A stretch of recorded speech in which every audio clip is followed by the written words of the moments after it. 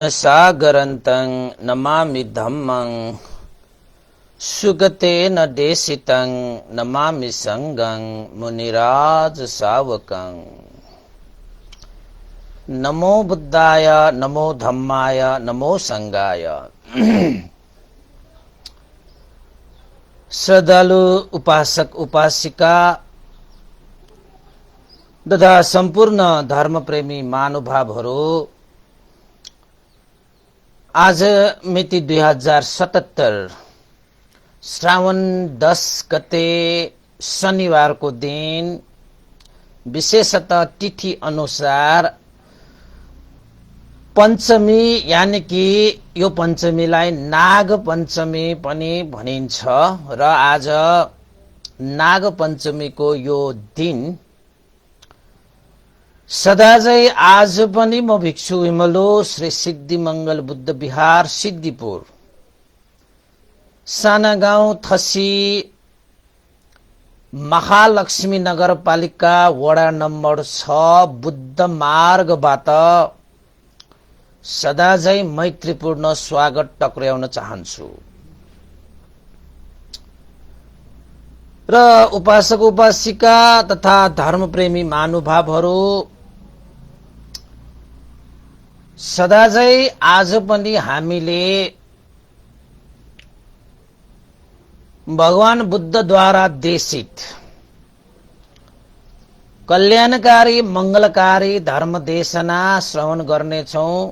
धर्म देशना हुने गर्दछ बिहानको हरेक 9 बजेदेखि।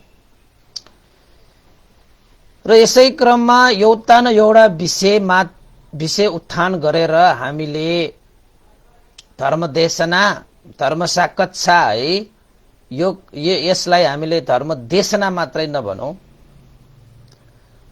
धर्म साकच्छा, धर्म कक्षाको रूपमा पनि हामीले लिनुपर्छ। र यसमा धर्मको छलफल जस्तै पनि हामीले गर्ने पनि गरेका छौं। र त्यही क्रममा आज पनि हामीले एउटा विषय वस्तु उठाएका छौं र आज सान्दर्भिक होला भनेर चाहिँ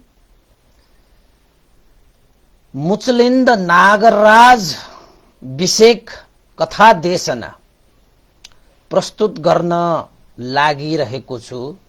किन त भन्दाखेरि आज तिथि अनुसार पनि हाम्रो नाग पञ्चमी भन्ने चलन छ र नागहरूलाई पूजा आजा गरेर घर घरमा तास्ने जुन परम्परा चलि आएको छ, त्यो कसरी आयो, किन आयो, कहिलेदेखि आयो भन्ने विषय एक ठाउँमा अवश्य होला। त्यतातिर नगइकन हामीले चाहिँ भगवान बुद्धको जीवन कालमा यो नागराजहरूको भूमिका, नागहरूसँग भगवान बुद्धको सम्बन्ध के, र नागहरू पनि भगवान बुद्धको अनुयायी भएका र भगवान बुद्धको उपदेश सुनेर उनीहरूले भगवान बुद्धलाई पनि वन्दना शिरोपर गरेर आफ्नो जीवनलाई धन्य पारेर गएका घटनाहरू नभएका होइनन्। त्यसैले पनि आज मैले भगवान बुद्धसँग पनि यो नागहरूको सन्दर्भ अत्याधिक मात्रामा पाइन्छ। यद्यपि बोधिसत्वको रूपमा पनि नागहरूसम्म अनेकौं जन्महरूमा नागलोकमा बोधिसत्व गएको घटनाहरू पनि हामीले सुन्ने गरेका हुन्छौं, हैन? अब बोधिसत्वहरू भनेको भगवान बुद्ध हुनुभन्दा पहिलाको जन्ममा भएका घटनाहरूलाई बोधिसत्वको घटनाहरू भनेर हामी जान्दछौं भने बुद्धत्व ज्ञान प्राप्त नगरिसकेको अवस्थामा उहाँलाई बोधिसत्व, जो चाहिँ सत्वहरू, जुन सत्व चाहिँ बोध हुन्छ त्यसलाई बोधिसत्व भनेर भनिन्छ। बुद्धत्व ज्ञान प्राप्त गर्ने सत्वहरूलाई बोधिसत्व भनिन्छ र भविष्यमा बुद्ध बन्ने व्यक्तिहरूलाई बोधिसत्व भनिन्छ। बोधिसत्वको समयमा पनि भगवान बुद्धसँग अनेक जन्ममा यो नागहरूसँगको सम्बन्ध साह्रै नै प्रगाढ रहेको छ कि भगवान बुद्धलाई नागहरूले पनि बचाएको घटनाहरू हामी सुन्न सक्छौं। अब यसो भन्दाखेरि नागहरूको विषयलाई लिएर होला कि भन्ने हामीलाई मनमा लाग्न सक्छ। बोधिसत्वको रूपमा मात्रै उहाँ नागहरूसँग सम्बन्धित भएका होइनन् कि बुद्धत्व ज्ञान प्राप्त गरिसकेपछि पनि उहाँसँग नागहरूको ठूलै सम्बन्ध रहेको पाइन्छ। र भगवान बुद्धको शरणमा भनेको नाग, गरुड, यक्ष, गन्धर्व, किन्नर, मनुष्य, देवता, ब्रह्मा सारा सत्व प्राणीहरू भगवान बुद्धको शिक्षा, भगवान बुद्धको ज्ञान, भगवान बुद्धको अनुशासनमा रहेर आफ्नो जीवनलाई धन्य पारेर गएका छन्। र यसै सन्दर्भमा भगवान बुद्धसँग सम्बन्धित एकजना नागराज, नागहरूका राजा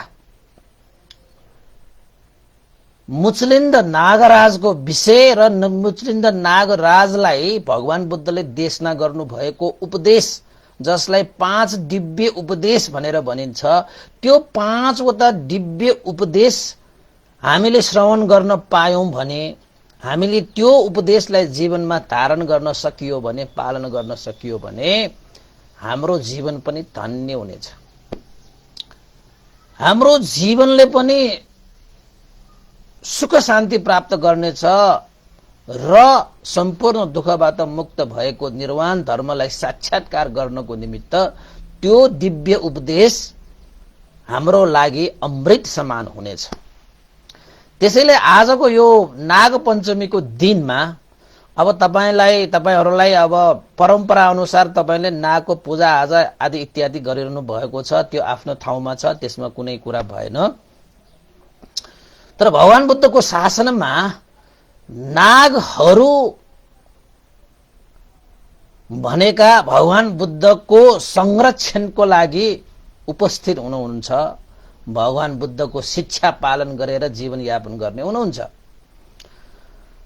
र त्यही घटना आज म यहाँ प्रस्तुत गर्न लागिरहेको छु कि यो मुचलिन्द नागराज कहाँबाट भगवान बुद्धसँग सम्बन्धित भयो भन्ने विषयमा। यद्यपि यो मुचलिन्द नागराजको अहिलेको हाम्रो हैन नागहरूको एउटा शिर हुन्छ भन्छन्, यद्यपि यो मुचलिन्द नागराजको 60 वटा टाउको छ भन्ने उल्लेखित पाइन्छ है। हुन त उहाँसँग सम्बन्धित मात्रै होइन, नागहरू भनेका पहिलाका बुद्धहरूसँग पनि त्यत्तिकै सम्बन्धित रहेको छ।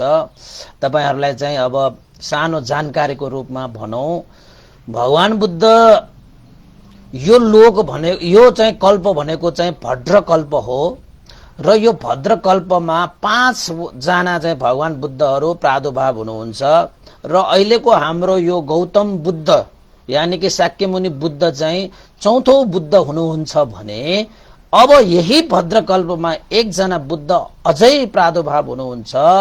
उहाँ बुद्धको नाम चाहिँ मैत्रेय बुद्ध हुनुहुन्छ र भविष्यमा आउने बुद्ध भनेको मैत्रेय बुद्ध हैन। र बुद्धत्व प्राप्त गर्नु अगाडि भगवान बुद्धहरूले आफू बुद्ध बन्ने हो कि होइन भनेर निरीक्षण परीक्षण गर्नको निमित्त प्राप्त भएको भोजन खाएर उहाँहरूले त्यो पात्र जुन छ त्यसलाई चाहिँ नदीमा बगाउनुहुन्छ। त्यसरी नदीमा बगाउनु हुँदाखेरि उहाँले के अधिष्ठान गर्नुहुन्छ त भन्दाखेरि, यदि मैले चाहिँ बुद्धत्व यो जुनीमा मैले बुद्धत्व प्राप्त गर्ने हो भने यो पात्र यो नदीको विपरीत धारबाट बगेर जाओस् भनेर पात्रलाई चाहिँ यो नदीमा चाहिँ बगाउनुहुन्छ। त्यसरी बगाउँदाखेरि त्यो पात्र चाहिँ नदीमा बगाउँदाखेरि त्यो पात्र उल्टो दिशामा बगेर विपरीत दिशामा बगेर गएर त्यो पात्र चाहिँ त्यो नदीबाट खस्छ, त्यो कहाँ पुग्न जान्छ त भन्दाखेरि त्यो पात्र खसेर नागलोक काल नागराजले संरक्षण गरिरहेको ठाउँमा गएर त्यो पात्रहरू खस्छ। त्यसैले चारजना यो भद्रकल्पमा 4 जना भगवान बुद्धहरूले त्यसरी पात्र नदीमा खसालिसक्नु भएको छ। त्यो 4 वटा पात्रहरूलाई चाहिँ तपाईको काल नागराजले त्यो थापेर लिइराख्नु भएको छ। र अझै पनि 1 जना बुद्धको पात्र थापेर लिनको निमित्त त्यो नागराज अझै पनि कुरेर बसिरहेको हुन्छ। सबै भगवान बुद्धहरूले यो चाहिँ नदीमा फ्याक्नु भएको, नदीमा बगाउनु भएको त्यो पात्र थापेर लिनको निमित्त त्यो काल नागराज हैन, त्यो नागलोकमा गएर त्यो चढ्छ त्यो पात्र। त्यसरी पनि भगवान बुद्धहरूको सेवा सत्कारको लागि, भगवान बुद्धहरूको त्यो जुन पात्र थापेर लिनुको लागि नागलोकमा राजले पर्खेर बसिरहेको हुन्छ, उहाँहरूको गौरव राख्नको निमित्त त्यो पात्रलाई थापेर लिनको निमित्त। अझै पनि मैत्रेय बुद्ध कति आयो होला त्यो नागको, हेर्नुस् त। एउटा भद्रकल्प एउटा पुरा हैन, त्यही नागलोकमा बसेर पात्र थापिरहनु हुने त्यो घटना पनि रहेको छ। त्यसरी पनि भगवान बुद्धसँग नागहरूको सम्बन्ध छ। यद्यपि बुद्ध भइसकेपछि, बुद्धत्व ज्ञान लाभ भइसकेपछि पनि भगवान बुद्धसँग सम्बन्ध भएको नागराज को त भन्दाखेरि मुचलिन्द नागराज नामक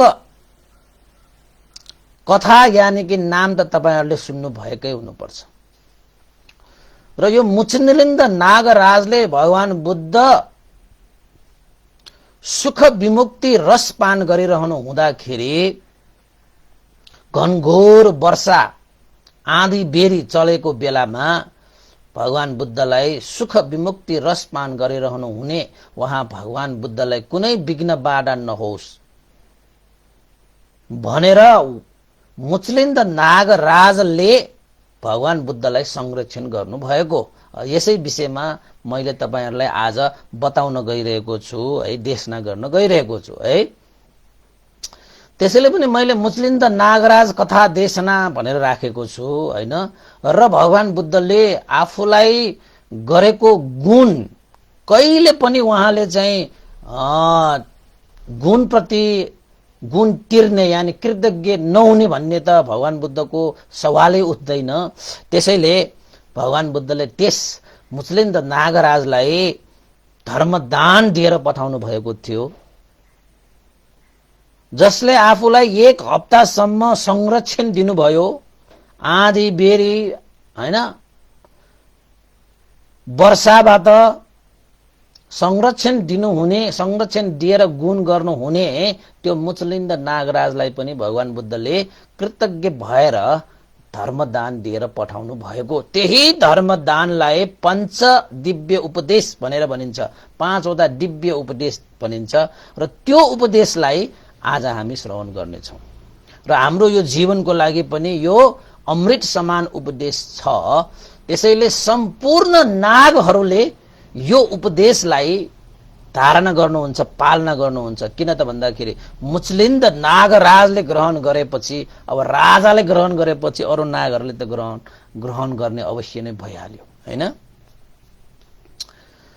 घटनाक्रम कसरी सुरु हुन्छ त भन्दाखेरि अब धेरै लामो छैन यो घटनाक्रम, मैले सुरु गरिहाले। जति समय लाग्छ त्यतिमै आज सकाउनु पर्ला हैन। यद्यपि 2 घण्टा नै जान्छ भन्ने छैन, यो लामो पनि छैन। तर चाहिँ देशनाहरू आउँदाखेरि अलिकति व्याख्या चाहिँ गर्नुपर्छ। तपाई हामी सबैलाई थाहा छ भगवान बुद्ध नेपालको लुम्बिनी बगैंचामा जन्मिनु भयो। वैशाख पूर्णिमाको दिन हैन, बारको हिसाबले शुक्रबार। सुधोधन महाराज र महामाया देवीको कोखबाट लुम्बिनी बगैंचामा हैन, नेपालमै पर्छ अहिले चाहिँ, त्यति बेला जम्बुद्वीप भनिन्थ्यो हैन। जम्बूद्वीप भनेपछि यो हिमाल जति अहिले हिमालहरू छन् त्यो हिमालको यो तलपट्टिको जति पनि फाँटहरू छन् त्यो सबैलाई जम्बूद्वीप भनिन्छ। यद्यपि जम्बूद्वीप भनेपछि यत्र तत्र छरिरहेकाहरू चाहिँ इन्डिया, नेपाल, त्यसपछि श्रीलङ्का हैन, अब यो चाहिँ भुटान, यतापट्टि साइडमा गयो भने त तपाईको थाइल्यान्ड, म्यानमारसम्म पनि हात यसरी चाहिँ वहाँ चाहिँ सुत्नु हुँदाखेरिको जति पनि भूभागहरू छन्। यद्यपि हात चाहिँ तपाईको चाहिँ बायाँ हात त उतासम्म पनि जान्छ। पाकिस्तान, अफगानिस्तान, किर्गिस्तान हैन, सबै त्यो चाहिँ त्यो हिमालको त्यो तलपट्टिको भागहरू सबै जम्बूद्वीप हुन्। लुम्बिनी बगैँचामा उहाँ जन्मिनुभयो वैशाख पूर्णिमाको दिन सुयोधन महाराज र महामाया देवीको कोखबाट। त्यसपछि 16 वर्षको उमेरमा उहाँले यशोधरा देवीसँग विवाह गर्नुभयो। 16 वर्षपछि 13 वर्षसम्म गृहस्थी सुख भन्नु पर्यो, गृहस्थी भावमा बस्नुभयो। 13 वर्ष जोडिसकेपछि 29 वर्षको उमेरमा उहाँले 4 निमित्तहरू देख्नु भई वैराग्य उत्पन्न भइसकेपछि उहाँले 29 वर्षको उमेरमा महाविनिष्क्रमण गर्नुभयो र 29 वर्षपछि 6 वर्षसम्म उहाँले दुष्करचर्या गर्नुभयो, यानि कि तपस्या गर्नुभयो, त्याग तपस्या हैन गर्नुभयो, दुष्करचर्या गर्नुभयो त्यो बीचमा। र 35 वर्षको उमेरमा बुद्ध गया बोधि वृक्ष मुनि उहाँले बुद्धत्व ज्ञान लाभ गर्नुभयो। र बुद्धत्व ज्ञान भनेको मनुष्य देव ब्रह्माहरूले पनि पूजा गर्न योग्य ज्ञान हो। त्यो बुद्ध भनेको कुनै व्यक्ति होइन, यो त एउटा चाहिँ प्राप्त गरी लिने ज्ञान हो।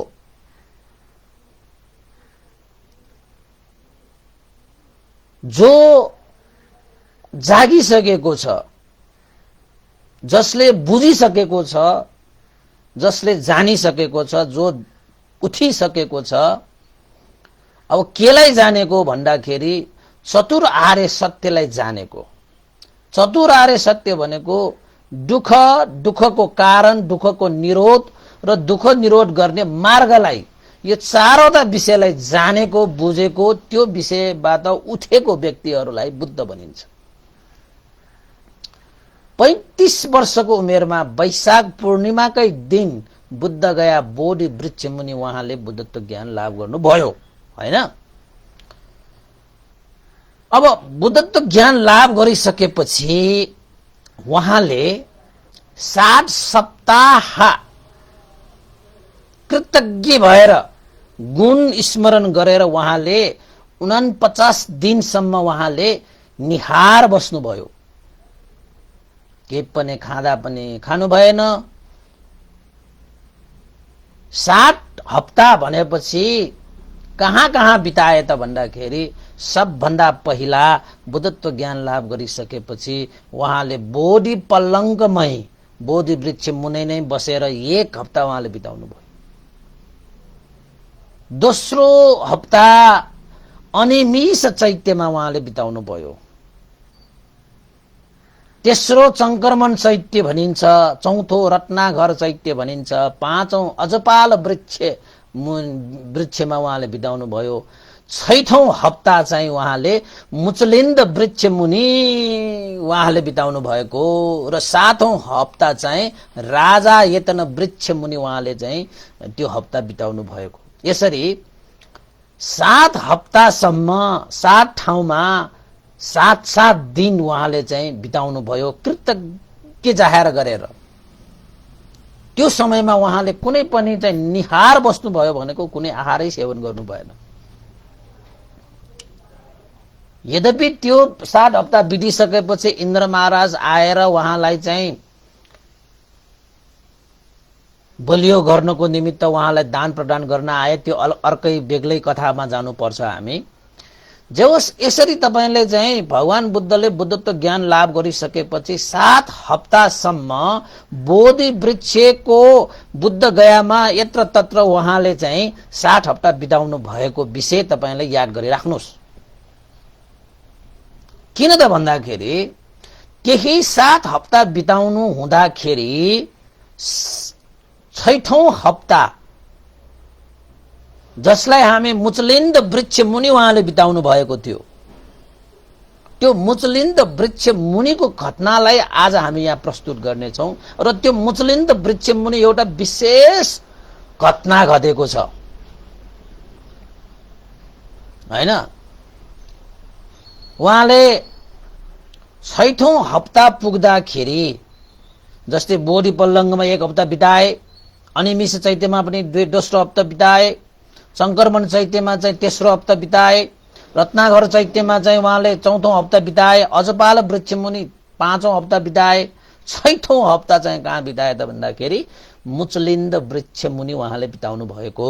र त्यो मुचलिन्द वृक्ष मुनिको एउटा घटना म तपाईहरुलाई प्रस्तुत गर्न चाहन्छु र आजको विषय पनि त्यही 6औं हप्ताको घटना नै हो।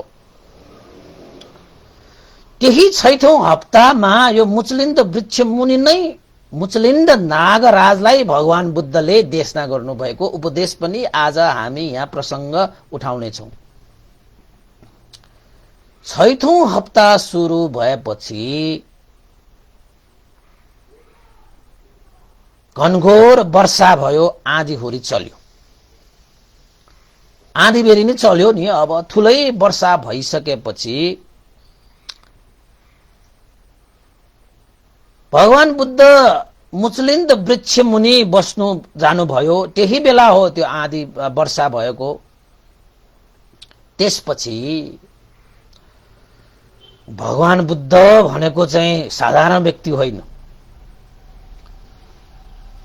नाग, गरुड, यक्ष, गन्धर्व, किन्धर्व, मनुष्य, देवता, ब्रह्मा, सत्व प्राणीहरू यो त्रिलोकमा जति पनि छन्, प्राणीहरूदेखि लिएर मनुष्यहरूदेखि लिएर देवताहरूदेखि लिएर ब्रह्माहरूले सम्म पूजा गर्न योग्य भइसक्नु भएको थियो। त्यति बेला सबैले अभिवादन गर्न योग्य भइसक्नु भएको थियो। त्यति बेला सबैले पूजा सत्कार गर्न योग्य भइसक्नु भएको थियो।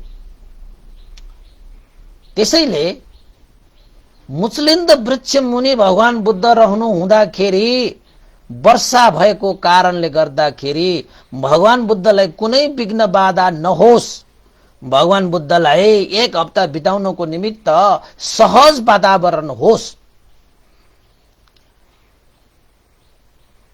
कुनै पनि त्यस्ता अप्ठ्याराहरू नहोस् र भगवान बुद्धलाई चाहिँ सेवा सत्कार गर्नु भनेको महान आनिसंस फल प्राप्त गर्नु हो। भगवान बुद्धलाई संरक्षण गर्नु भनेको चाहिँ महान आनिसंस फल प्राप्त गर्नु हो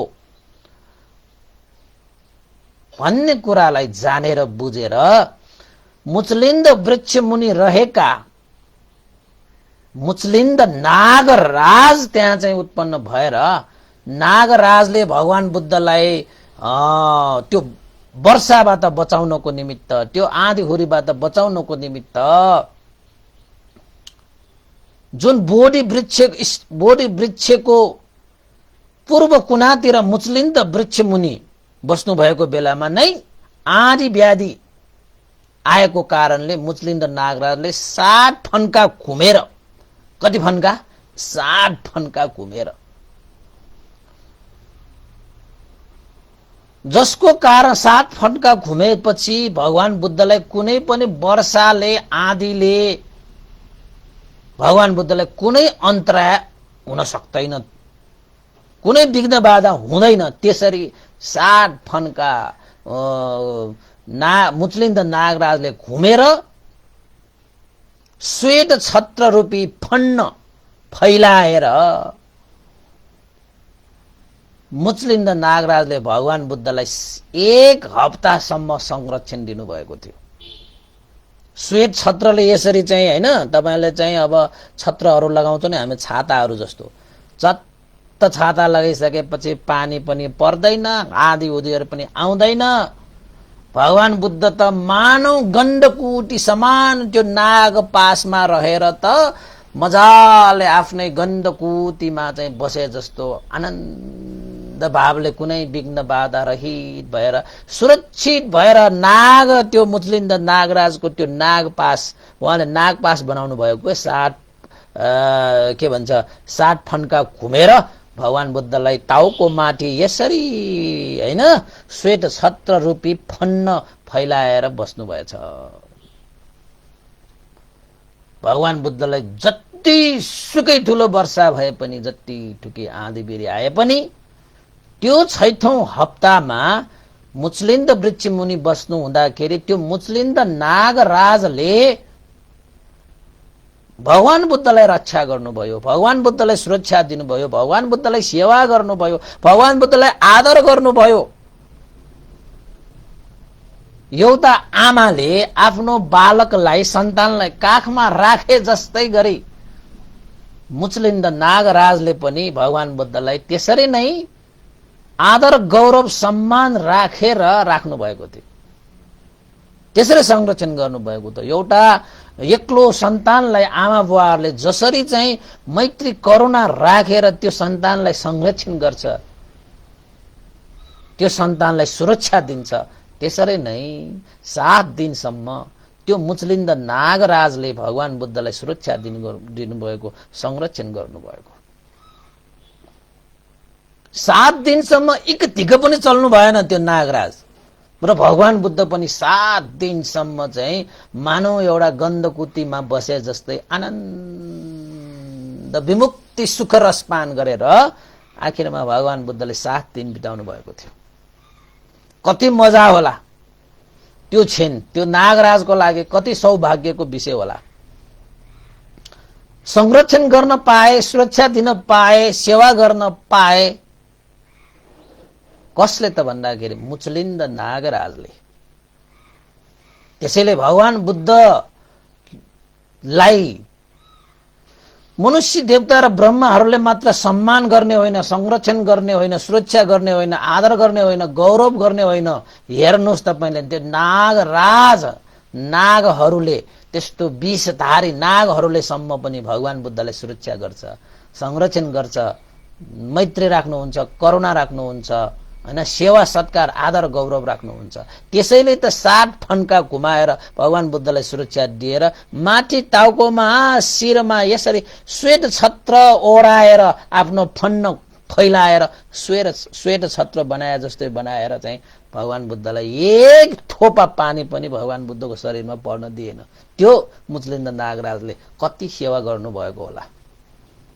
हेर्दाखेरि हामीले चाहिँ यसो हेर्दाखेरि हामीलाई लाग्न सक्छ कि यो नागराजले यसो घुम्यो होला, यसो बस्यो भनेको होला, तर होइन।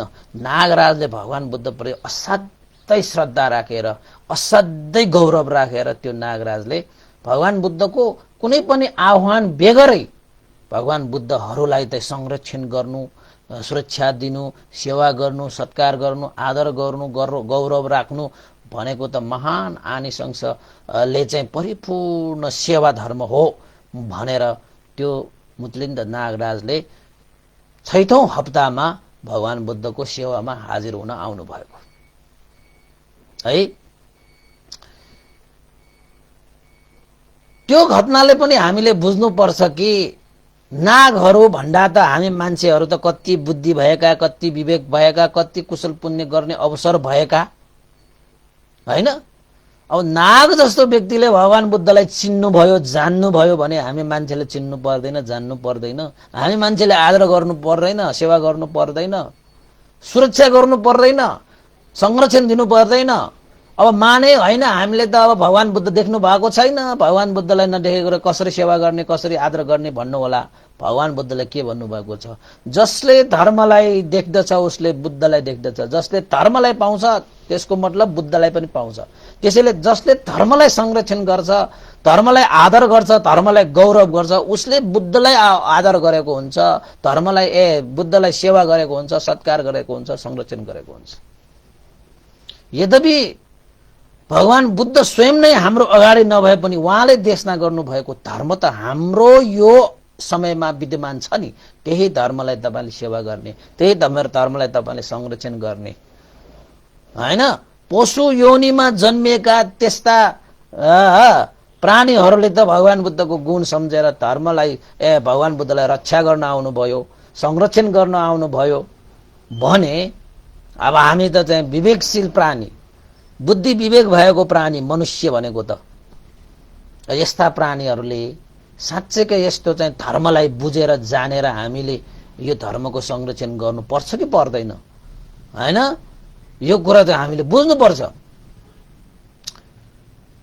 मुचलिन्द नागराजले जान्नुभयो, बुझ्नुभयो र सेवा सत्कार गर्नुभयो। 7 दिन बितिसकेपछि आँधी बेरी पानी सबै रोकेछ। रोकिसकेपछि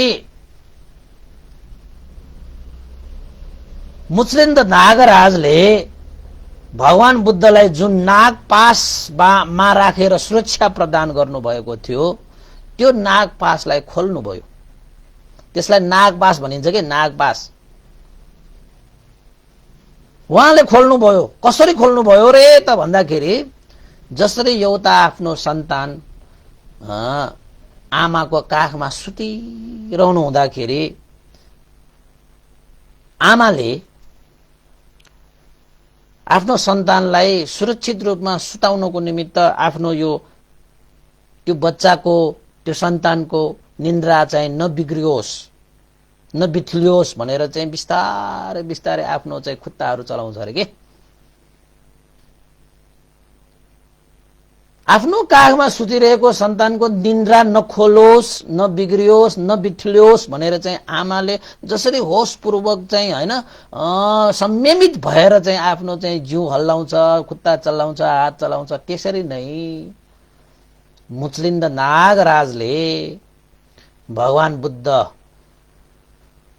1 हप्तासम्म सुख विमुक्ति रसपान गरेर बिताउनु हुँदाखेरि सबै वर्षाहरू रोकिसकेपछि त्यो मुचलिन्द नागराजले पनि आफ्नो नागपास खोले, बिस्तारै खोल्नुभयो ताकि भगवान बुद्धको त्यो सुख विमुक्ति रसमा कुनै बाधा नआओस्। त्यसरी त्यो मुचलिन्द नागराजले भगवान बुद्ध प्रति गौरव राखेर आफ्नो यो नागपासलाई संयमित भई उहाँले नागपास खोल्नुभयो। त्यसपछि मुचलिन्द नागराजले आफ्नो नागपास खोलिसकेपछि, संरक्षण दिन सकिसकेपछि त्यो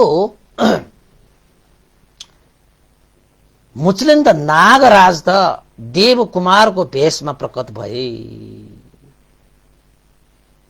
त्यो नाग कुनमा प्रकट भए त भन्दाखेरि देवकुमारको भेषमा प्रकट भए, यानी कि देवताको भेषमा प्रकट भए भनेको। किन प्रकट भए होला त भन्दाखेरि भगवान बुद्धको उपदेश सुन्नको निमित्त हैन। भगवान बुद्धको उपदेश सुन्नको निमित्त त तपाईको चाहिँ देव काय राखेर चाहिँ अब सुन्न पाउँदाखेरि त गर्व लाग्छ होला त्यो नागराजलाई पनि हैन।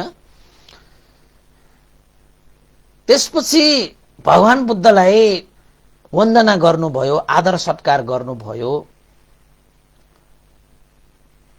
सबै आदर सत्कार गौरव राखिसकेपछि उचित स्थानमा त्यो मुचलिन्द नागरूपी देवकुमार भेषधारी त्यो देवताले भगवान बुद्धलाई वन्दना गरेर हात जोडेर भगवान बुद्धको सामुन्ने बस्नुभयो र भगवान बुद्धले थाहा पाउनुभयो यो नागराज, मुचलिन्द नागराज देवकुमारको भेषमा आएर धर्म देशना सुन्ने इच्छा गरिराख्नु भएको छ। भगवान बुद्धले थाहा पाउनुभयो अब बुद्धत्व ज्ञान लाभ गरिसकेको बुद्धको उपदेश सुन्न को लालायित हुँदैन भनेको थाहा पाउने मान्छेले, थाहा पाउने मान्छेले। अब भगवान बुद्धलाई नै चिनेको छैन, भगवान बुद्धको उपदेश के हो नै बुझेको छैन भने त अब सुन्ने कुरा त भएन।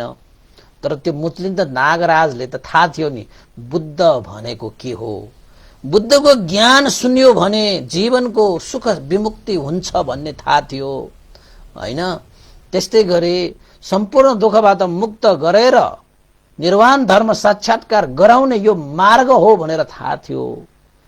त्यसैले त्यो मुचलिन्द नागराज देवकुमारको भेषमा भगवान बुद्धको सामुन्ने बसेर धर्म देशना सुन्ने आशाले भगवान बुद्ध सामुन्ने हात जोडेर बस्नुभयो।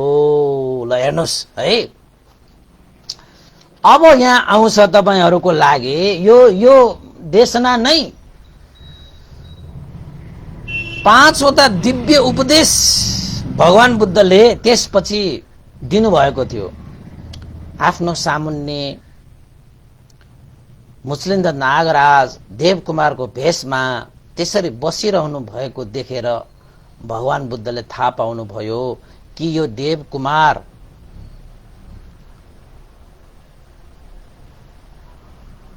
धर्मदेशना सुन्ने अभिलाषा राखेर मेरो अगाडि बसिरहेको छ।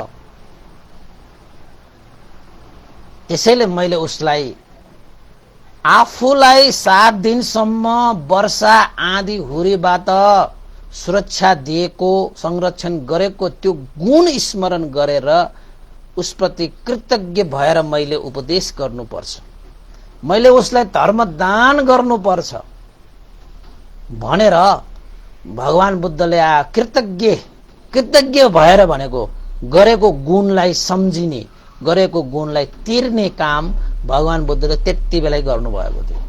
हेर्नुहोस् त, त्यसैले भगवान बुद्धको शिक्षा अनुसार जीविका गर्ने जो कोही उपासक उपासिका भिक्षुहरू अनागारिकाहरू जो जति पनि छन् संसारमा, उनीहरूले यो सत्पुरुष धर्मलाई आफ्नो जीवनमा अँगाल्नै पर्छ। त्यो सत्पुरुष धर्म भनेको के हो त भन्दाखेरि गुण गर्ने र गरेको गुणलाई तिर्ने, यो दुईटा गुणलाई आफ्नो जीवनमा धारण गरेर पालन गरेर आफ्नो जीविका यापन गर्छ भने त्यस्ता व्यक्तिलाई सत्पुरुष भनिन्छ। तिनीहरू सत्पुरुष गुणले युक्त व्यक्तिहरू भनिन्छ। यस्ता व्यक्तिहरू खोज्न गाह्रो छ है।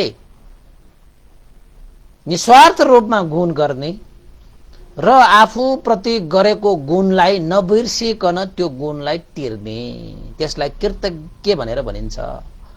कतन्यु कतवेदी हैन। र भगवान बुद्धले आफूलाई गरेको जुन गुण छ त्यो गुणलाई बिर्सनु भएन। मुचलिन्द नागराज देवकुमारको भेषमा अगाडि बसिरहनु हुने मुचलिन्द नागराजलाई भगवान बुद्धले धर्मदान गर्नुभयो। के धर्मदान गर्नुभयो त्यो मूल विषय हो। आज भगवान बुद्धले मुचलिन्द नागराजलाई देशना गर्नुभयो, सुखो विवेको तुथस्स, सुखो विवेको तुथस्स सुत्त धम्मस्स पश्यतो अभ्यापजं सुखं लोके प्राणभूतेषु संयमो सुखा विरागतो लोके कामानं समितिक्कमो अस्मि मानस्य यो विनयो एतं वे परमं सुखति, एतं वे परमं सुखति भनेर चाहिँ भगवान बुद्धले पाली गाथाद्वारा मुचलिन्द नागराजलाई यो 5वटा दिव्य उपदेशहरू दिनुभएको थियो। अब यो पाली भाषाबाट भयो। अब तपाईहरुलाई त पाली भाषा थाहा छैन हैन, कोही कोही थाहा हुनेहरू पनि छन् होला। अब हामी नेपाली भाषाबाट यसलाई उल्टा गरौं। सुखो विवेको तुथस्स भनेको के, सुत्त धम्मस्स पश्यतो भनेको के, अव्यापजं सुखं लोके प्राणभूतेषु संयमो भनेको के, सुखा विरागतो लोके कामानं समितिक्कमो अस्मि मानस्य यो विनयो एतं वे परमं सुखति भनेको के हो त भन्दाखेरि अब म 1 2 3 4 5 गरेर तपाईलाई बताउँछु है। भगवान बुद्धले मुचलिन्द नागराज, नागहरूको पनि राजा, 7वटा टाउको भएको नागराजा जसले भगवान बुद्धलाई 7 दिनसम्म गुण गरेको थियो, त्यो गुणको हैन कृतज्ञ भएर भगवान बुद्धले देशना गर्नुभएको 5 वटा उपदेश 1 नम्बरको के छ त? अब हेर्नुस् है, भगवान बुद्धले भन्नुभयो सुखो विवेको तुच्छस्स,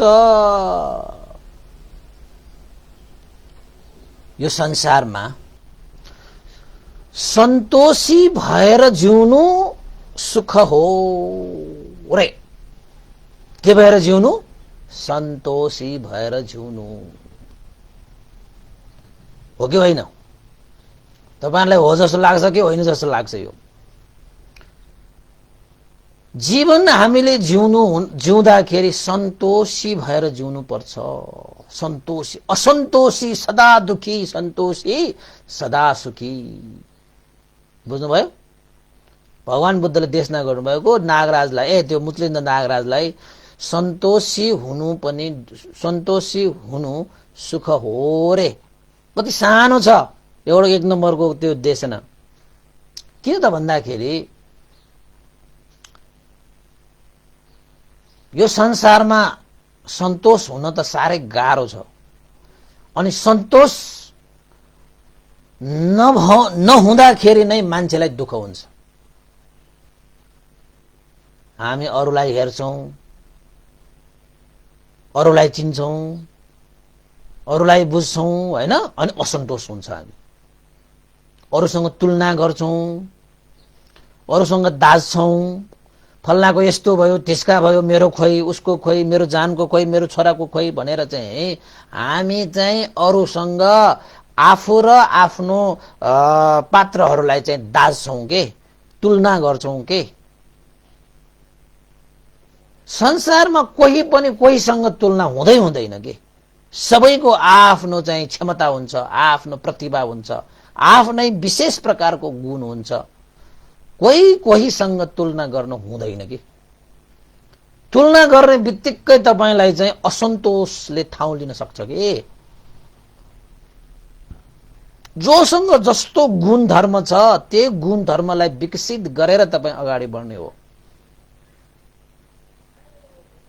हैन?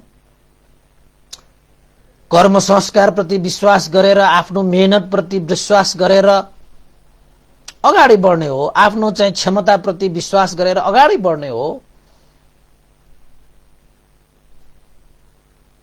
हैन? फल्नाको यत्रो ठुलो घर छ, मेरो सानो छ भन्न थाल्यो भने त सन्तोष त कता भाग्छ। फल्नाको छोराहरू यस्तो छ, उस्तो छ, मेरो छोरा यस्तो छ भन्न थाल्यो भने त सन्तोष त कता भाग्छ। फल्ना मान्छे यति धनी छ, म त यस्तो छ भन्न थाल्यो भने त तपाईको सन्तोष कहाँ भाग्छ। फल्ना मान्छे कति राम्री छ, म भने यस्तो छ भन्न थाल्यो भने त तपाईको सन्तोष कता भाग्छ। त्यसैले आफूले गरी आएको कर्मबाट प्राप्त भएको चीज माथि तपाई सन्तोष भएर अगाडि बढ्नुपर्छ, सन्तोषी हुनुपर्छ। यहाँ सन्तोषीको मतलब के हो त भन्दाखेरि अरूसँग तुलना गरेर, अरू जस्तै तपाईले चाहिँ आफूलाई मूल्याङ्कन गरेर त्यही जस्तै हुनुपर्छ भनेर तपाई अगाडि बढ्नु भयो भने कहिले पनि तपाईले चाहिँ सुख पाउनुहुन्न। किन त भन्दाखेरि जताततै असन्तोष तपाईको जीवनमा छ, अब फैलिन थाल्छ। त्यसपछि असन्तोषी सदा दुखी, सन्तोषी सदा सुखी। त्यही भएर जीवनमा हामी चाहिँ सन्तोषी भएर, खुसी भएर बाँच्नुपर्छ। जे छ त्यसैमा सन्तोष भएर, खुसी भएर चाहिँ अगाडि हिँड्नुपर्छ। कुनै चीजको लोभ लालची गरेर, असन्तोषी भएर लोभ लालची गरेर हामी हिँड्नुहुन्न। असन्तोषी भयो भने तपाईले लोभ लालच बढ्न थाल्छ र त्यो लोभ लालचले तपाईलाई चाहिँ सही मार्गमा पुर्याउँदैन, हैन? कमाउनु पर्छ, कमाउनुस्, जगेर्ना गर्नुपर्छ, जगेर्ना गर्नुस्। लोभ लालच गरेर होइन, असन्तोषी भएर होइन। आफ्नो कर्म अनुसार प्राप्त गर्ने चीजमा त तपाईले प्राप्त गर्नुस्, कर्म अनुसार प्राप्त भएको चीजमा नै सन्तोष हुनुस्, असन्तोष होइन। त्यसैले यो संसारमा चाहिँ असन्तोषी व्यक्तिहरू जतिसुकै धन होस्, जतिसुकै रूप होस्, जतिसुकै बल होस्, जतिसुकै सन्तान होस्, जतिसुकै घरखेत होस्, असन्तोषी मान्छे कहिले पनि निदाउन पनि सक्दैन, जिउन पनि सक्दैन, हाँस्न पनि सक्दैन, बाँच्न पनि सक्दैन, खुसी हुन पनि सक्दैन। तर सन्तोषी मान्छे आफ्नो कर्मले प्राप्त गरे अनुसार प्राप्त भएकै छ भनेर चाहिँ सन्तोष हुने मान्छेहरू चाहिँ निन्द्रा पनि मजाले लाग्छ, खाना पनि रुच्छ, हाँस्न पनि सक्छ, बाँच्न पनि सक्छ, रमाउन पनि सक्छ। आहा, सन्तोषी छ नि त्यो मान्छे। त्यसैले सन्तोष जस्तो ठूलो धन, सन्तोष जस्तो ठूलो सुख छैन। त्यसैले तपाईं सुखी हुने हो भने सबभन्दा पहिला सन्तोष हुन सिक्नुस्। बुझ्नुभयो? सन्तोष हुने अभ्यास हुने बित्तिकै तपाईको जीवनमा सुखको बिउ अब छर्नु भयो तपाईले। अब केही बेरपछि तपाईको जीवनमा सुखको फल फल्नेछ। असन्तोषी भयो भने तपाईको सुखको बिउ तपाईले चाहिँ बिगार्नु भएको, त्यो सुखको बिउलाई तपाईले नाश गर्नु भएको हो। केही क्षणमै तपाईले अब भयानक दुःख पाउनुहुनेछ। त्यसैले भगवान बुद्धले त्यो मुचलिन्द नागराजलाई देशना गर्नुभयो। एक नम्बरमा के रहेछ त भन्दाखेरि सन्तोषी हुनु सुख हो है।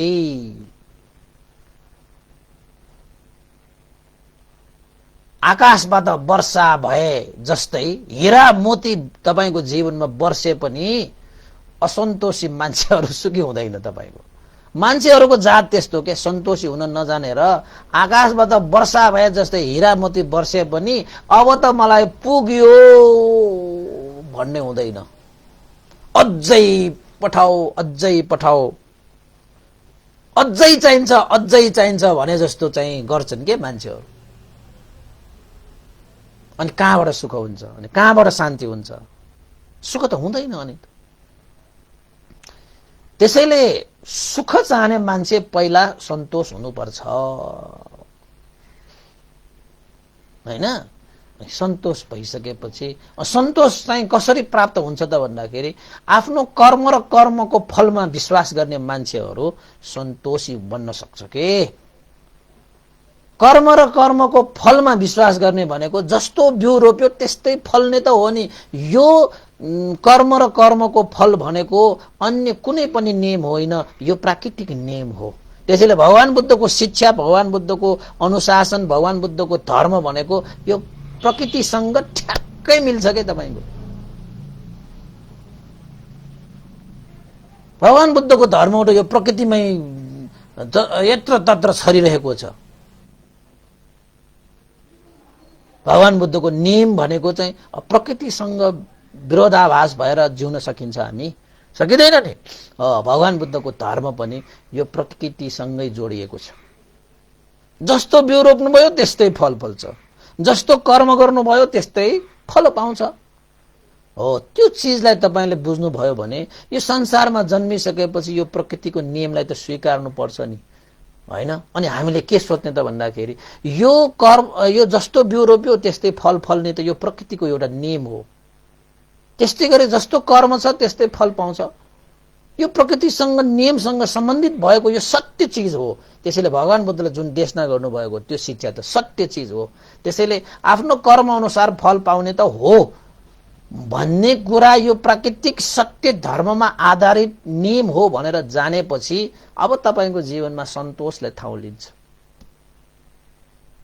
हैन? सन्तोषले ठाउँ लिइसकेपछि अब जीवनमा बिस्तारै सुख वृद्धि हुँदै आउँछ। सुख वृद्धि, समृद्धि, सुख समृद्धि, हैन? उन्नति, प्रगति, अभिवृद्धि हुँदै आउँछ के। अब असन्तोषी भयो भने त तपाईको जीवन त कहाँ सुख हुन्छ? दुखै दुखैमा तपाईँ चाहिँ हिँड्नु पर्ने हुन्छ। त्यसमा उसको जीवन चाहिँ समृद्धि हुने, उन्नति, प्रगति हुने त चान्सै छैन। असन्तोषी मान्छे आज यो चाहिएला, त्यो पाएपछि फेरि अर्को चाहिएला, फेरि अर्को पाएपछि फेरि अर्को चाहिएला। ओहो, यो मान्छेहरूको मन कहिले पनि तृप्त हुँदैन। त्यसैले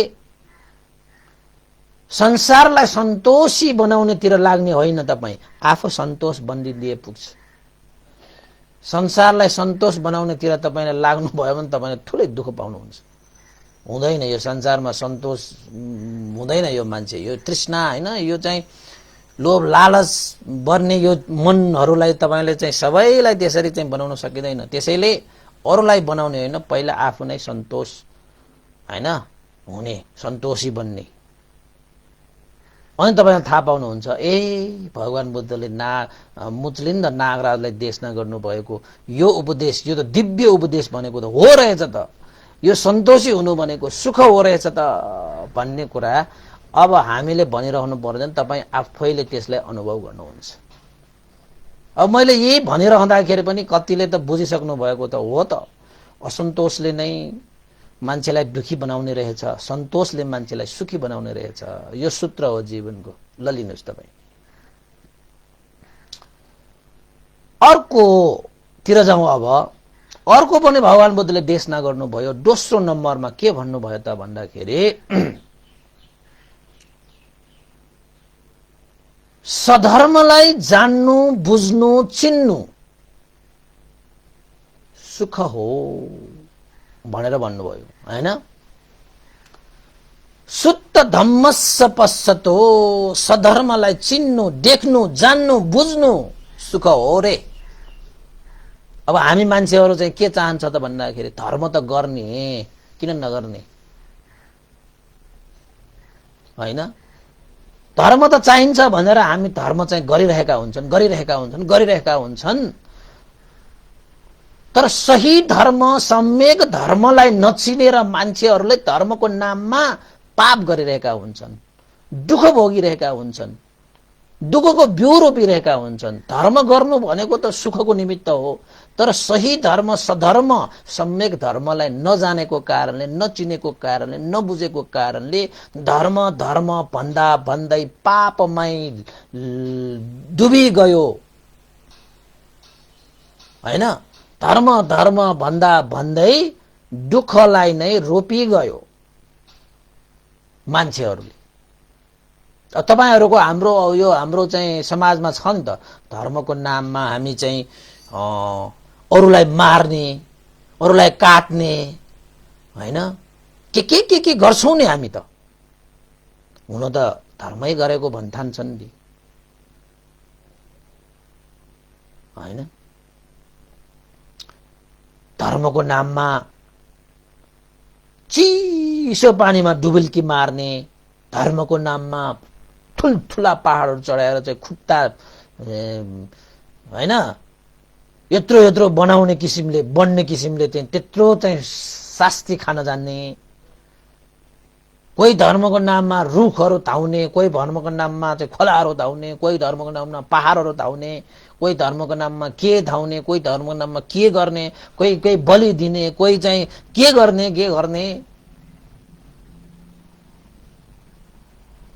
गरिरहेका हुन्छन् नि हैन। सबैले धर्मै चाहेको छ, सबैले सुख नै चाहेको छ। त्यसैकै खोजीमा धर्मले दिन्छ भन्ने चाहिँ सुनेको कारणले, जानेको कारणले, बुझेको कारणले धर्म त गर्छन्। तर धर्म गर्दाखेरि पनि सधर्म चाहिँ हुँदैन कसैको फेरि है। यसको मतलब मैले अरू धर्मलाई मैले उ गर्न खोजेको होइन, तर चाहिँ अरूलाई दुःख दिएर, अरूलाई मारेर काटेर धर्म हुने भए पाप चाहिँ कसरी हुन्छ होला, यो एउटा प्रश्नको रहेको छ हैन। धर्म भनेको त आफ्नो पनि उपकार हुने, अरूको पनि उपकार हुने, आफूलाई पनि सुख हुने, अरूलाई पनि सुख हुने, आफूलाई पनि आनन्द हुने, अरूलाई पनि आनन्द हुने, आफू पनि बाँच्ने, अरूलाई पनि बचाउने। धर्म भनेर त्यो हो नि हैन।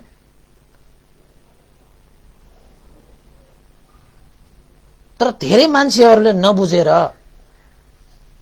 धर्म गर्नुपर्छ भने धर्म गर्दा गर्दैखेरि पनि उनीहरूले सुख पाइरहेको हुँदैन। उनीहरूको जीवनमा रोग शोक भय अन्तर्य विघ्न बाधा दिन दशा दुःख कष्ट शोक चिन्ता आइरहेको हुन्छ। किन त भन्दाखेरि धर्म गर्नुपर्छ भन्दा भन्दै सही विधि के हो धर्म गर्ने भन्ने नजानेर नबुझेर नचिनेर मान्छेहरूमा दुःख हुन्छ रे। त्यसैले भगवान बुद्धले मुचलिन्द नागराजलाई के उपदेश दिनुभयो? सधर्मलाई चिन्नु जान्नु बुझ्नु भनेको सुख हो। त्यसैले हे मुचलिन्द नागराज, सधर्मलाई चिन जान बुझ। जसले सम्पूर्ण दुःखबाट मुक्त गराउँछ त्यही सधर्म हो, सत्य धर्म त्यही हो।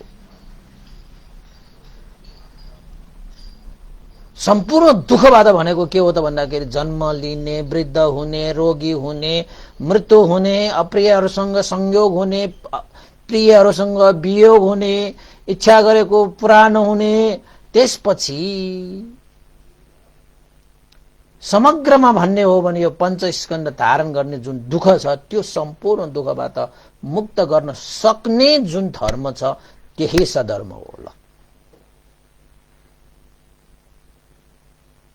र भगवान बुद्धले देशना गर्नुभएको चतुर आर्य सत्य धर्ममा के छ त भन्दाखेरि दुःख छ भनेर देखाउनु भएको छ। दुःखको कारण यो हो है। दुःख भनेको जन्म हुनु, वृद्ध हुनु, रोगी हुनु, मरण हुनु आदि इत्यादि सम्पूर्ण जाति जरा व्याधि मरण चाहिँ त्यो दुःख भयो। दुःखको कारण के हो त भन्दाखेरि मुख्यत दुःखको कारण भनेको तृष्णा हो। तृष्णा भनेको चाहिँ काम तृष्णा, भव तृष्णा, विभव तृष्णा भनेर तीन प्रकारको तृष्णाहरू हुन्छन्। पञ्चकाम गुणमा आसक्त भएर जीवन यापन गर्ने, पञ्च इन्द्रियबाट चाहिँ विभिन्न चिजहरूलाई फस्स गरेर धारण गर्नेमा आसक्त भएर जिउने, त्यसलाई काम तृष्णाहरू भनिन्छ भने भव तृष्णा भनेको फेरि फेरि जन्म लिएर पञ्चकाम गुणलाई भोग गर्ने, फेरि फेरि जन्म लिने जुन तृष्णा छ त्यसलाई भव तृष्णा भनिन्छ भने जुन धारणा कस्तो धारणा त भन्दाखेरि अर्को जन्म भनेको छैन, उच्छेदवादी भन्छ त्यसलाई। यही जन्म एउटा मात्रै त हो नि, मरेपछि के हुन्छ कसो हुन्छ केही थाहा छैन। अर्को जन्म भनेको थाहा चाहिँदैन, बरु भोग गर्नुपर्छ भन्ने पनि छैन। यानि कि अर्को जन्म छैन भन्ने धारणा प्रति आसक्त हुने स्वभावलाई चाहिँ विभव तृष्णा भनेर भनिन्छ। हो यसरी तीन प्रकारको तृष्णा नै दुःखको कारण हो भनेर भगवान बुद्धले देशना गर्नुभएको छ। र त्यो दुःखलाई निवारण गर्न सकिन्छ कि सकिँदैन त भन्दाखेरि जब हामीले निर्वाण धर्मलाई साक्षात्कार गर्छौं, जहाँ जाति जरा व्याधि मरण जन्म मरण नै बाट नै अलग भइसकेको अवस्था, निर्वाण राग द्वेष मोह रूपी क्लेश रहित भएको अवस्था, निर्वाण धर्म नै दुःखको मुक्ति हो भनेर उहाँले देशना गर्नुभएको छ। त्यति मात्र देशना गर्नुभएको छैन, भगवान बुद्धले चाहिँ दुःखबाट मुक्त हुनको निमित्त मार्ग पनि प्रशस्त पार्नु भएको छ। त्यसलाई आर्य अष्टाङ्गिक मार्ग, उत्तम श्रेष्ठ पनि त 8वटा अङ्गले युक्त भएको मार्ग, जसलाई मध्यम मार्ग भनेर पनि भनिन्छ। त्यो मध्यम मार्ग नै दुःखबाट मुक्त हुने मार्ग हो। सम्मा दृष्टि, सम्मा संकल्प, सम्मा वाचा, सम्मा कर्मान्त, सम्मा आजीव, सम्मा व्यायाम, सम्मा सति, सम्मा समाधि, यो 8वटा अङ्गले युक्त भएको मध्यम मार्ग, बीचको मार्ग, अति पनि होइन शिथिल पनि होइन, बीचको मार्ग, जसलाई दुःखबाट मुक्त हुने मार्ग भनेर भनिन्छ। त्यसरी भगवान बुद्धले चतुर आर्य सत्यलाई देशना गर्नुभएको जुन धर्म छ त्यही धर्म सधर्म हो। यस्तो धर्मलाई जान्नु बुझ्नु चिन्नु भनेकै सुख हो है। भनेर भगवान बुद्धले देशना गर्नुभयो। त्यसैले हामी त सुख जम्मा गरिरहेका छौं, सुख बटुलिरहेका छौं। किन त भन्दाखेरि हामीले अहिले यो धर्म देशनाहरू सुनेर सधर्मलाई चिन्न प्रयास गरिरहेका छौं, जान्ने प्रयास गरिरहेका छौं, बुझ्ने प्रयास गरिरहेका छौं, प्राप्त गर्ने कोसिस गरिरहेका छौं नि। त्यसको माने के हो त भन्दाखेरि सुख बटुलिरहेका छौं के तपाईहरु। त्यसैले जसले सुख चाहनुहुन्छ नि त्यस्ता व्यक्तिहरूले धर्म चाहिँ गर्नुपर्छ, तर धर्म कस्तो त भन्दाखेरि सधर्मै गर्नुपर्छ है, सधर्मै गर्नुपर्छ। धर्मको नाममा जे पायो त्यही परम्परा संस्कृति भन्दै दौडिँदै हैन त्यसमै पछि लागेर तपाईले गर्न थाल्नु भयो भने सधर्म बन्छ होला। त्यो बुद्धि विवेक लगाएर धर्म गर्नुपर्छ। यदि संस्कृति र परम्पराबाट आइरहेको त्यो कुराहरू सधर्मसँग मिल्छ भने त्यसलाई अंगाल्ने हो, छोड्नु पर्दैन। यदि संस्कृति परम्परा भन्दै आइरहेको त्यो कुराहरू सधर्मबाट बिल्कुलै अलग छ भने त्यस्तालाई त्याग्न पनि पर्छ। र संस्कृति परम्पराबाट आएको त्यो सही मार्गहरू छन् भने त्यसलाई स्वीकार्नु पनि पर्छ र अगाडि बढ्ने हो, अगाडि बढ्ने हो के। त्यसैले भगवान बुद्धले चाहिँ मुचलिन्द नागराज है, आज नाग पञ्चमीको दिन भएको मैले भनिरहेको छ। नागहरूलाई पनि भगवान बुद्धले रक्षा गर्नुभएको छ। सबै नागहरूलाई अब रक्षा भएको भएन, नाग राजा राजालाई रक्षा गरेपछि त हैन कति उसले त सारा नागहरूलाई उसले चाहिँ अनुशासन गर्ने राजा हो नि त त्यो मुचलिन्द नागराज भनेको।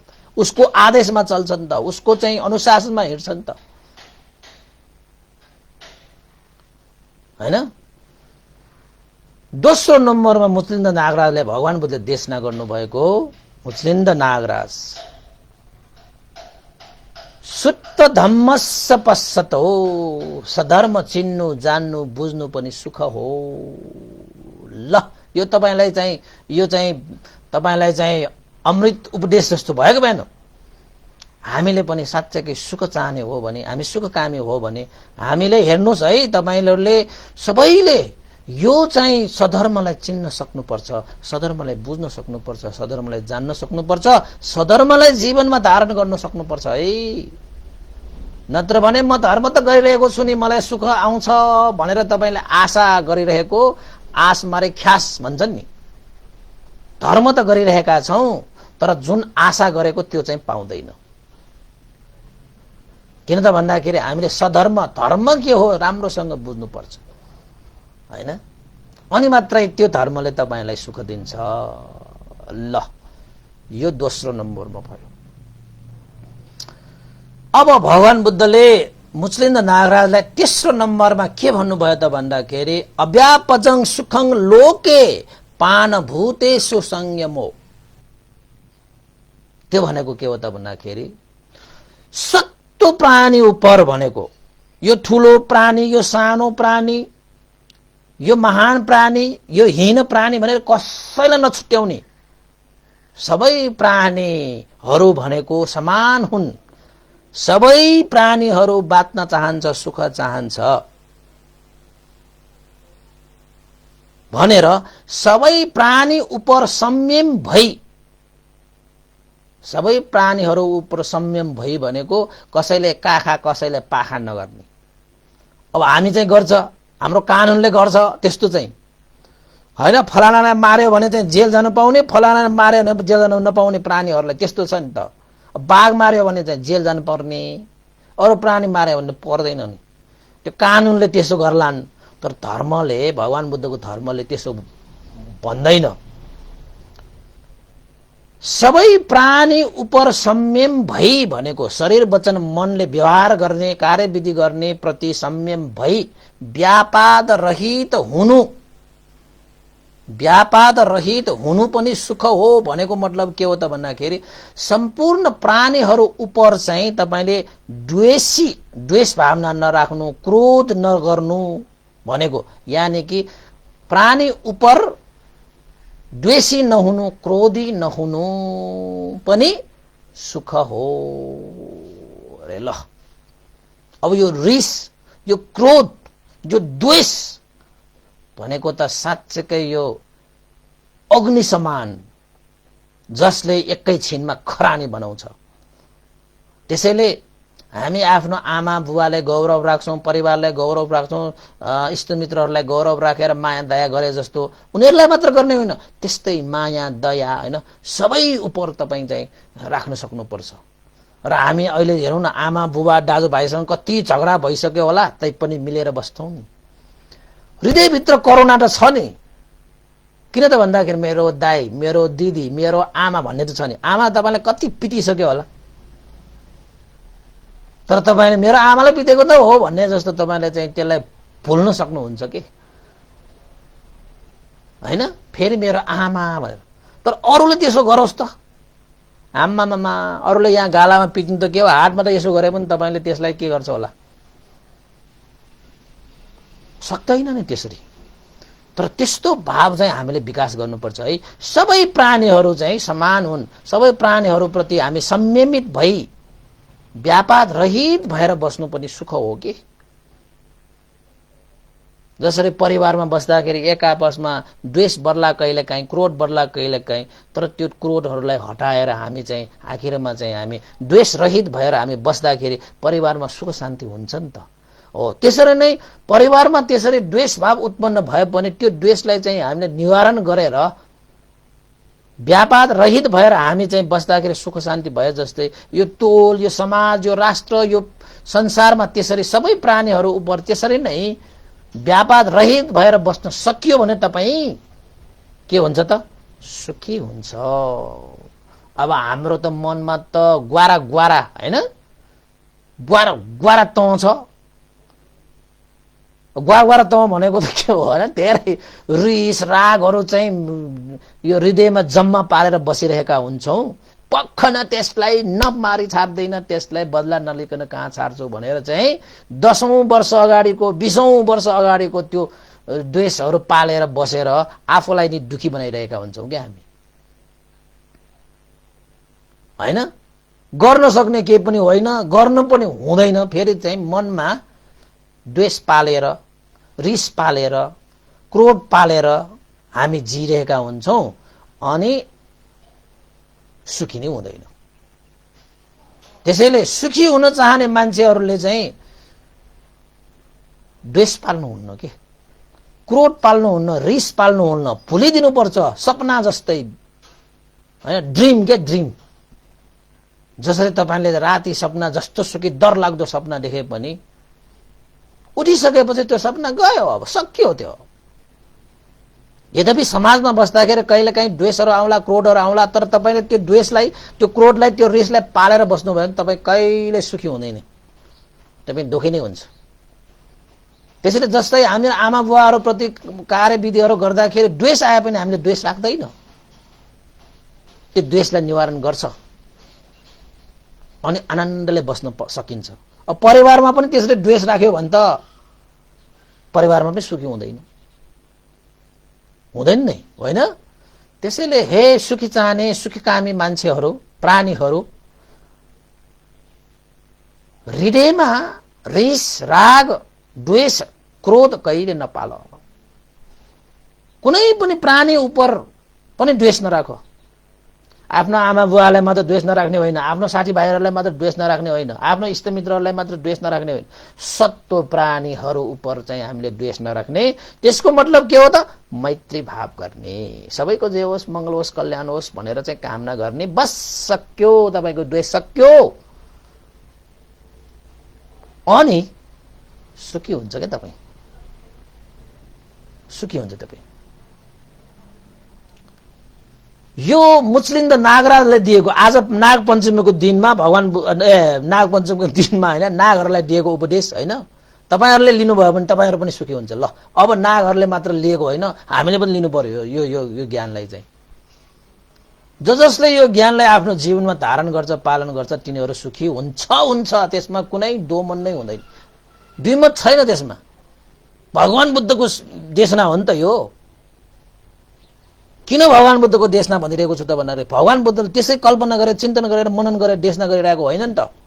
भगवान बुद्धको अनुभव गरेर बोध गर्नुभएको 4 असंख्य 1 लाख कल्पसम्म पारमिता पूरा गरेर देशना गर्नुभएको उपदेश हो यो। त्यतिकै कसैले कल्पना गरेर लेखेको उपदेश हो र यो? हैन, यो त भगवान बुद्धको देशना हो, अरूको देशना, कल्पना विपनाको देशना होइन यो। त्यसैले जसले चाहिँ क्रोध, द्वेष, रिस, राग रहित भएर बस्छन्, यानी कि रिस रागलाई त्यागेर बस्छन्, त्यस्ता व्यक्तिहरू चाहिँ के हुन्छ? सुखी हुन्छ। अरे कतिवटा भयो तपाईँले बिर्सनु होला, हाम्रो त्यो देशना जस्तो मात्र होइन, हाम्रो त क्लास जस्तो पनि हो। कहिलेकाहीँ हाम्रो कुरा पनि गर्नुपर्छ। कुरा यसरी चाहिँ पोइन्टको रूपमा देशना गरियो भने त क्लास जस्तो हुन्छ कि हिजो अस्ति कटा कटा जस्तो हुन्छ। कहिलेकाहीँ मैले बीचबीचमा चाहिँ यो क्लास जस्तो गर्ने गर्छु। कसै कसैले त कति गफ गरेको होला भन्ठान्छन् होइन। यो हाम्रो यो कार्यक्रम नबुझेर भन्ने होला नि त त्यस्तो होइन। नबुझ्ने मान्छेले भनेर के दुःख मान्नुपर्छ होइन। त्यसैले तेस्रो नम्बरको पनि कुरा सक्यो। अब धेरै लामो नगरौँ, आज छतो नै गर्नुपर्छ। अब 2टा मात्र बाँकी छ। अब 4औं नम्बरमा भगवान बुद्धले के देशना गर्नुभयो त भन्दाखेरि कामादि राग अतिक्रमण गरी, कामादि राग अतिक्रमण गरी वैराग्य भएर बस्नु पनि सुख हो। कामादि राग अतिक्रमण गरी, अब जस्तै चाहिँ काम तृष्णा, भव तृष्णा, विभव तृष्णा भनेको यो चाहिँ काम तृष्णामा लागेर, भव तृष्णामा लागेर, विभव तृष्णामा लागेर हामी बस्न थाल्यो भने चाहिँ हामी कहिले सुखी हुँदैन।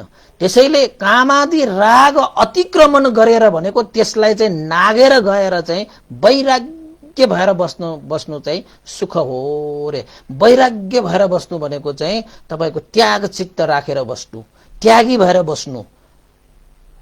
अब हामी त्याग गर्न सक्दैन तृष्णाले गर्दाखेरि, काम तृष्णा, भव तृष्णा, विभव तृष्णाको कारणले गर्दाखेरि हाम्रो मनमा चाहिँ वैराग्य उत्पन्न हुँदैन। त्याग गर्ने शक्ति हामीमा वृद्धि हुँदैन। त्यसैले कामादि रागलाई अतिक्रमण गरेर काम तृष्णा, भव तृष्णा, विभव तृष्णा यस्ता चाहिँ कामादि रागहरूलाई नागेर त्याग चित्त वृद्धि गरेर बस्नु पनि सुख हो रे, भगवान बुद्धले भन्नुभएको। त्यसैले हेर्नुमा, सुग्नुमा, खानुमा, सुन्नुमा, छुनुमा यो बाहिरी पञ्च इन्द्रियहरूले ग्रहण गर्ने विषयहरू वस्तुहरूमाथि तृष्णा जगाएर, राग जगाएर तपाई बस्न थाल्नु भयो भने फेरि जन्म लिने त्यस्तो तृष्णा राग उत्पन्न गराएर बस्यो भने, विभव तृष्णा जन्म भनेको त छँदै छैन भनेर धारणा गर्न थालियो भने चाहिँ तपाईलाई सुख हुन्छ कि दुःख हुन्छ? यो त भव तृष्णामा चाहिँ गुल्टाइरहने, भव तृष्णामा घुमाइरहने मार्ग भयो नि त त्यो। त्यसैले यो काम आदि राग भनेपछि काम आदि भनेको काम भव विभव भनेको, काम राग भव राग विभव राग यानी कि तृष्णा भने पनि हुन्छ। त्यस्तो बात हामी अलग्गिएर त्यसलाई चाहिँ अतिक्रमण गरेर त्यसलाई नागेर गएर हैन के गर्नुपर्छ त भन्दाखेरि त्याग चित्त वृद्धि गर्नुपर्छ, वैराग्य भाव उत्पन्न गर्नुपर्छ। सबै अनित्य हो, सबै दुःख हो, सबै अनात्मा हो। यो संसारमा कुनै पनि नित्य छैन, सबै अनित्य छन्, परिवर्तनशील छन्। आज छ भोलि छैन। आज जे छ त्यसमा घमण्ड गर्नु किन त भन्दाखेरि आज हामीसँग जे छ त्यो भोलि नहुन सक्छ र भोलि नहुन सक्ने त्यस्तो चीजमा किन घमण्ड गर्ने? दुःख छ आज सुख भनेर मातेर हिँड्नु पर्दैन।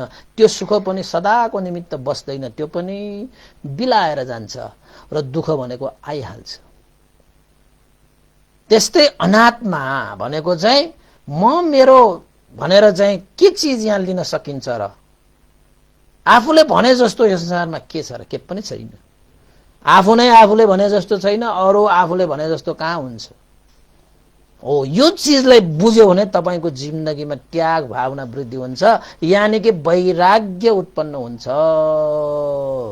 त्यसैले काम भव विभव तृष्णालाई त्यागेर अनित्य दुःख अनात्मालाई बोध गर्नु भनेको चाहिँ कामादि रागलाई अतिक्रमण गरी वैराग्य भएर बस्नु सुख हुन्छ। अब हाम्रो उपासक उपासिकालाई कतिको गरेको छ थाहा छैन मलाई चाहिँ, तर भगवान बुद्धको देश न हो, हाम्रो भिक्षुहरूको देश नगर्ने हैन। अब गर्ने नगर्ने तपाईहरुको काम हो, जसले गर्छ उसले पाउँछ। त्यसैले चाहिँ चौथो नम्बरमा भगवान बुद्धले देशना गर्नुभयो, कामादि रागलाई अतिक्रमण गरी वैराग्य भएर बस्नु सुख हो भनेर। यो चाहिँ कति नम्बरको? 4 नम्बरको। मैले लास्टमा सोध्छु सबैलाई कतिवटा गयो भनेर। भन्न सकिन भने त लाज मर्दो हुन्छ नि। त्यत्रो मेहनत गरेर भनिरहेको छु, त्यत्रो मेहनत गरेर सुनिरहनु भएको छ। भन्न सकिन भने लाज मर्दो भएन। लाज पनि मान्न सक्नु जान्नुपर्छ, बुझ्नुभयो? चाहिने ठाउँमा, नचाहिने ठाउँमा लाज मानेर हुँदैन। फेरि चाहिने ठाउँमा त लाज मान्नु पर्यो नि त। अहिले त तपाईलाई सुनाएको देशना त चाहिने हो नि, त्यो त तपाईले भन्न सक्नु भएन भने लाज मान्नुपर्छ। लाज मान्यो भने मात्र तपाईले ओ भएन यो त सिक्नु पर्यो भन्ने तपाईकोमा चित्त वृद्धि हुन्छ।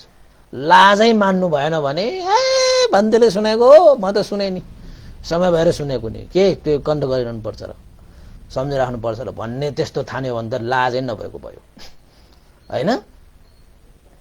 तर उपासक उपासका धेरैले चाहिँ सुनेर धेरैलाई आउँछ, धेरैले स्मरण गरिराखेको हुन्छ, ध्यान दिएर सुनिरहेको छ के। अहिले पनि मैले जानिरहेको छु, ध्यान दिएर सुनिरहेको छ कि। 4 वटा गयो। अन्तिम एउटा देशना छ, अन्तिम दिव्य उपदेश छ भगवान बुद्धको। त्यो के हो त भन्दाखेरि म मेरो भन्ने अहंकार अभिमान घमण्ड रहित भएर बस्नु पनि परम सुख हो रे। फेरि ल सबभन्दा 5 नम्बरको सबभन्दा ठुलो परम सुख त्यो चाहिँ, त्यो परम सुख के हो त भन्दा म मेरो भन्ने अहंकार अभिमान घमण्ड गर्ने जुन स्वभाव छ त्यस्ता स्वभाव रहित भएर, त्यस्ता स्वभावबाट अलग भएर बस्नु परम सुख शान्ति हो। ल 5औं नम्बरमा भगवान बुद्धले त्यसो भन्नुभयो। म मेरो भन्ने अहंकार हुने मान्छे, म मेरो भन्ने अभिमान हुने मान्छे, म मेरो भन्ने घमण्ड गर्ने मान्छे यो संसारमा कहिले सुखी हुँदैन सक्दैन, उसले शान्ति पनि प्राप्त गर्न सक्दैन। म भनेको कहाँ छ, मेरो भनेको कहाँ छ? आज म मेरो भनिरहेका छौं। हामी हाम्रो भन्ने परम्परा नै हराइसक्यो। त्यहाँबाट दुःख सुरु भइसकेको छ, त्यहाँबाट अहंकार उत्पन्न भइसकेको छ, त्यहाँबाट अभिमान उत्पन्न भइसकेको छ, त्यहाँबाट घमण्ड उत्पन्न भइसक्यो। म भन्ने मै हुनी, म जस्तो को छ, मैले जस्तो कसले गर्न सक्छ, म भनेको म हुँ हैन, यो त मेरो हो, मैले भने जस्तो हुनुपर्छ आदि इत्यादि। म मेरो मलाई मैले म बिना त कुनै पनि चीज सुरै नगर्ने मान्छेको जीवनमा अहंकार वृद्धि हुन्छ, अभिमान वृद्धि हुन्छ, घमण्ड वृद्धि हुन्छ। र यो म मेरो भन्ने अहंकार अभिमान जबसम्म तपाईको जीवनमा रहिरहन्छ तबसम्म तपाईको जीवनमा सुख र शान्तिले ठाउँ लिँदैन। त्यसैले भगवान बुद्धले 5औं नम्बरमा के भन्नुभयो त भन्दाखेरि सुख शान्ति चाहने मान्छेहरू म मेरो भन्ने अहंकार अभिमान घमण्ड रहित भएर बस्नु परम सुख शान्ति हो भनेर भगवान बुद्धले 5औं नम्बरमा मुचलिन्द नागराजलाई दिव्य उपदेशको रूपमा देशना गर्नुभयो। ल अब तपाईहरुले पनि म मेरो भन्ने कुरालाई छाड्ने कि नछाड्ने?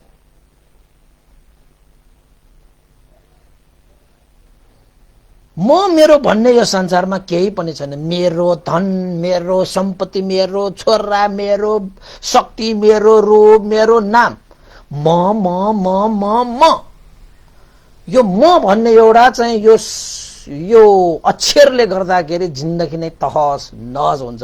दुईटा पनि अक्षर चाहिँदैन तपाईले तहस नहस गर्नको निमित्त, हैन? आखिरमा संसारमा म भन्ने के छ र, मेरो भन्ने के छ र? तपाईँ मर्दाखेरि के लानुहुन्छ? म मेरो भनेर कराइरहनको निमित्त तपाईले रगत पसिना बगाएर कमाएको त्यो धन सम्पत्तिको एक पैसा पनि तपाईले चाहिँ च्यापेर जान सक्नुहुन्न।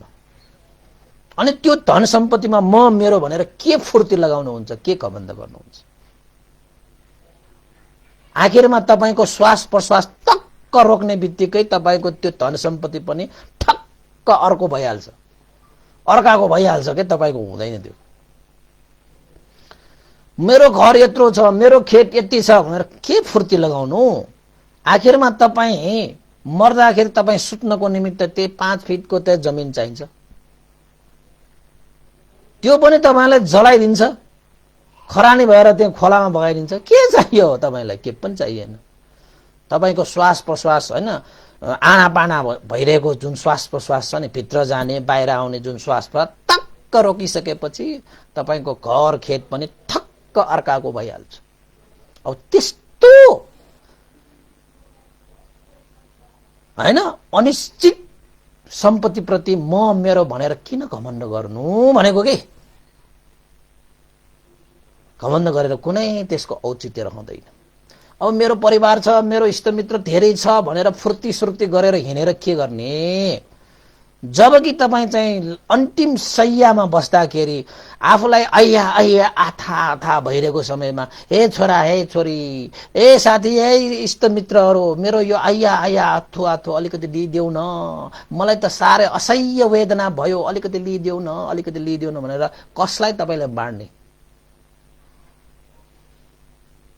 कसलाई बाँड्ने? कसैले तपाईँको त्यो आया आया आथो आथो लिन सक्दैन। त्यस्ताहरूको के घमण्ड गर्ने भनेको के? हैन?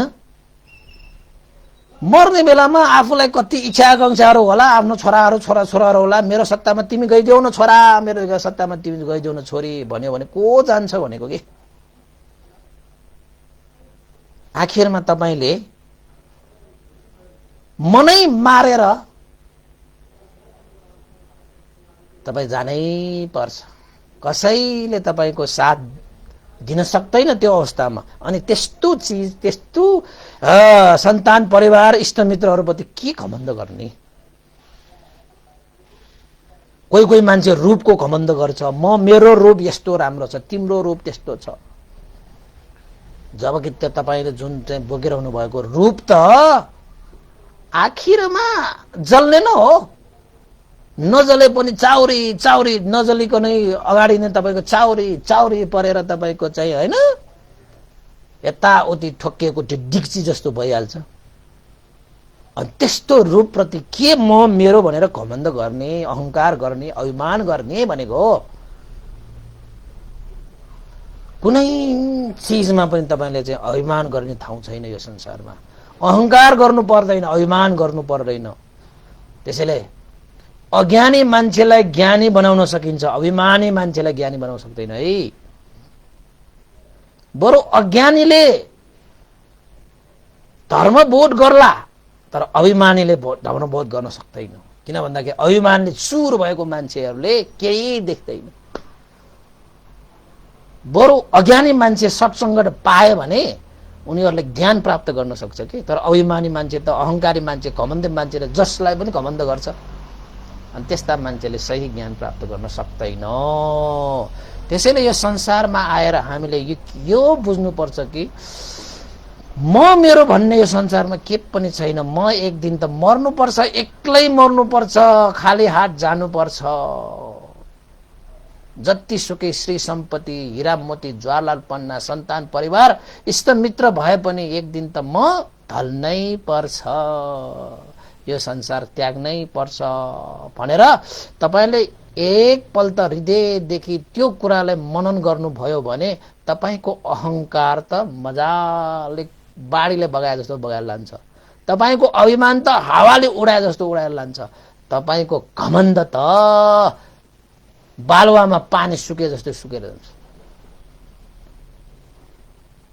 त्यसैले म मेरो भन्ने अहंकार अभिमान घमण्ड रहित भएर भनेको त्यसलाई त्यागेर बस्नु, जिउनु, बाँच्नु परम सुख हो रे। किन त भन्दाखेरि यो आत्मा भाव, म मेरो भन्ने भाव जुन आत्मा भाव छ यो चाहिँ मिथ्या हो, जसले तपाईलाई यो संसार भवचक्रमा यसरी घुमाउँछ कि कहिले अन्त नहुने किसिमले तपाईलाई यो भवचक्रमा घुमाएर जन्म मरणको यो सिलसिला त तपाईको अनन्त चलिरहन्छ र जन्म मरणको यो सिलसिलामा कहिले सुख भनेको हुँदैन। यस्तो जीवनबाट पर जानको निमित्त हामीले म मेरो भन्ने अहंकार अभिमान घमण्ड त्याग्नु पर्यो। यसरी भगवान बुद्धले मुचलिन्द नागराजलाई आफूलाई 1 हप्तासम्म संरक्षण गरेका, 1 हप्तासम्म सुरक्षा दिएका मैत्री करुणाले एउटा आमा बुवाले एउटा आफ्नो सन्तानप्रति जुन मैत्री करुणा राखेर सुरक्षा दिन्छ, संरक्षण गर्छ, त्यसरी नै मुचलिन्द नागराजले भगवान बुद्धलाई 6औं हप्तामा मुचलिन्द वृक्ष मुनि मुचलिन्द नागराजले त्यसरी नै रक्षा गरेको थियो, त्यसरी नै सुरक्षा प्रदान गरेको थियो। त्यस्तो वर्षा हुँदाखेरि, आँधी चल्दाखेरि पनि 1 थोपा पानीले पनि भगवान बुद्धको शरीरमा छुन लगाएन, छुन दिएन, सुरक्षा प्रदान गरे। 7 फन्का घुमाएर हैन, श्वेत छत्रको फन्न ओढाएर मानव भगवान बुद्ध चाहिँ गण्डकुटीमा बसेर मजाले आनन्द साथ सुरक्षितका साथ बसे जस्तै त्यो नागपाश भित्र भगवान बुद्ध 60 दिनसम्म बस्नु भएको थियो। त्यही गुणलाई सम्झेर भगवान बुद्धले मुचलिन्द नागराजलाई कृतज्ञ भएर धर्मदान गर्नुभएको। हामीले कृतज्ञ हुने गुण जबसम्म हामीले वृद्धि गर्न सक्दैन नि तबसम्म तपाईको यो हृदय स्वच्छ हुँदैन, निर्मल विमल भएर आउँदैन। कृतज्ञ हुनु त पर्छ नै। भगवान बुद्धको शिक्षा जीवनमा धारण गर्ने मान्छेले गुण गर्ने र कृतज्ञ हुने यो दुईटा गुण धर्मलाई विकास गर्न सकेन भने त्यो बुद्ध धर्मको अनुयायी नै होइन भन्छु म त। हुँदै होइन, त्यो हुनै सक्दैन। भगवान बुद्धले आफ्नो जीवनको कालमा आफूलाई जन्म दिने 7 दिनमा बितेर गएका आमा हैन, देवलोकसम्म गएर उहाँले आमालाई उपकार गर्नुभयो कृतज्ञ सम्झेर। आफ्ना पिता सुदोधन महाराज, प्रजापति गौतमी, यशोधरा, राहुल, नन्ददेखि लिएर साराका सारा परिवारहरूलाई पनि गुण सम्झेर उहाँले उपकार गर्नुभयो, कृतज्ञ भएर कृतज्ञ हुनुभयो। हो, त्यस्तो आदर्श हामीले लिन कि नलिने? त्यस्तो आदर्शलाई हामीले छाडेर गयो भने तपाई बुद्धको अनुयायी हुन्छ कि हुँदैन? हुन्छ कि हुँदैन? हुँदैन। तपाईले चाहिँ हुन्छ होला भन्ने होलासम्म पनि नसोच्नुस्। त्यसैले आज मैले तपाईलाई चाहिँ यो 6औं हप्तामा भगवान बुद्धले जुन आदर्श देखाउनु भयो नि, एउटा नागलाई पनि, जसलाई आफूले बोलाएको पनि होइन, उ नाग आफैले चाहिँ भगवान बुद्धको चाहिँ महिमा बुझेर भगवान बुद्धको सेवा सत्कार गर्नको निमित्त भगवान बुद्धलाई नागपासमा राखेर सुरक्षा दिन आएका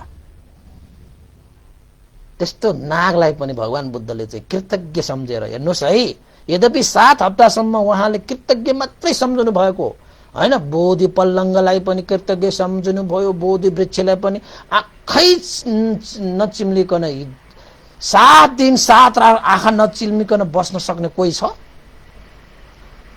जो भगवान बुद्ध हो के? भगवान बुद्धले त्यसरी बोधि वृक्षलाई त्यसरी चाहिँ अनिमिष भनेको चाहिँ आँखै चिम्म नगरिकन निरन्तर रूपमा उहाँले चाहिँ गुण सम्झेर त्यो बोधि वृक्षलाई, यो बोधि वृक्षको मुनि बसेर मैले बुद्धत्व ज्ञान लाभ गरे, यो बोधि वृक्षको अनन्त गुण छ भनेर त्यो बोधि वृक्षलाई हेरिरहनु भएको। त्यो हेर्नु भनेको तोलाइरहनु भएको होइन, त्यसको गुण सम्झिरहनु भयो।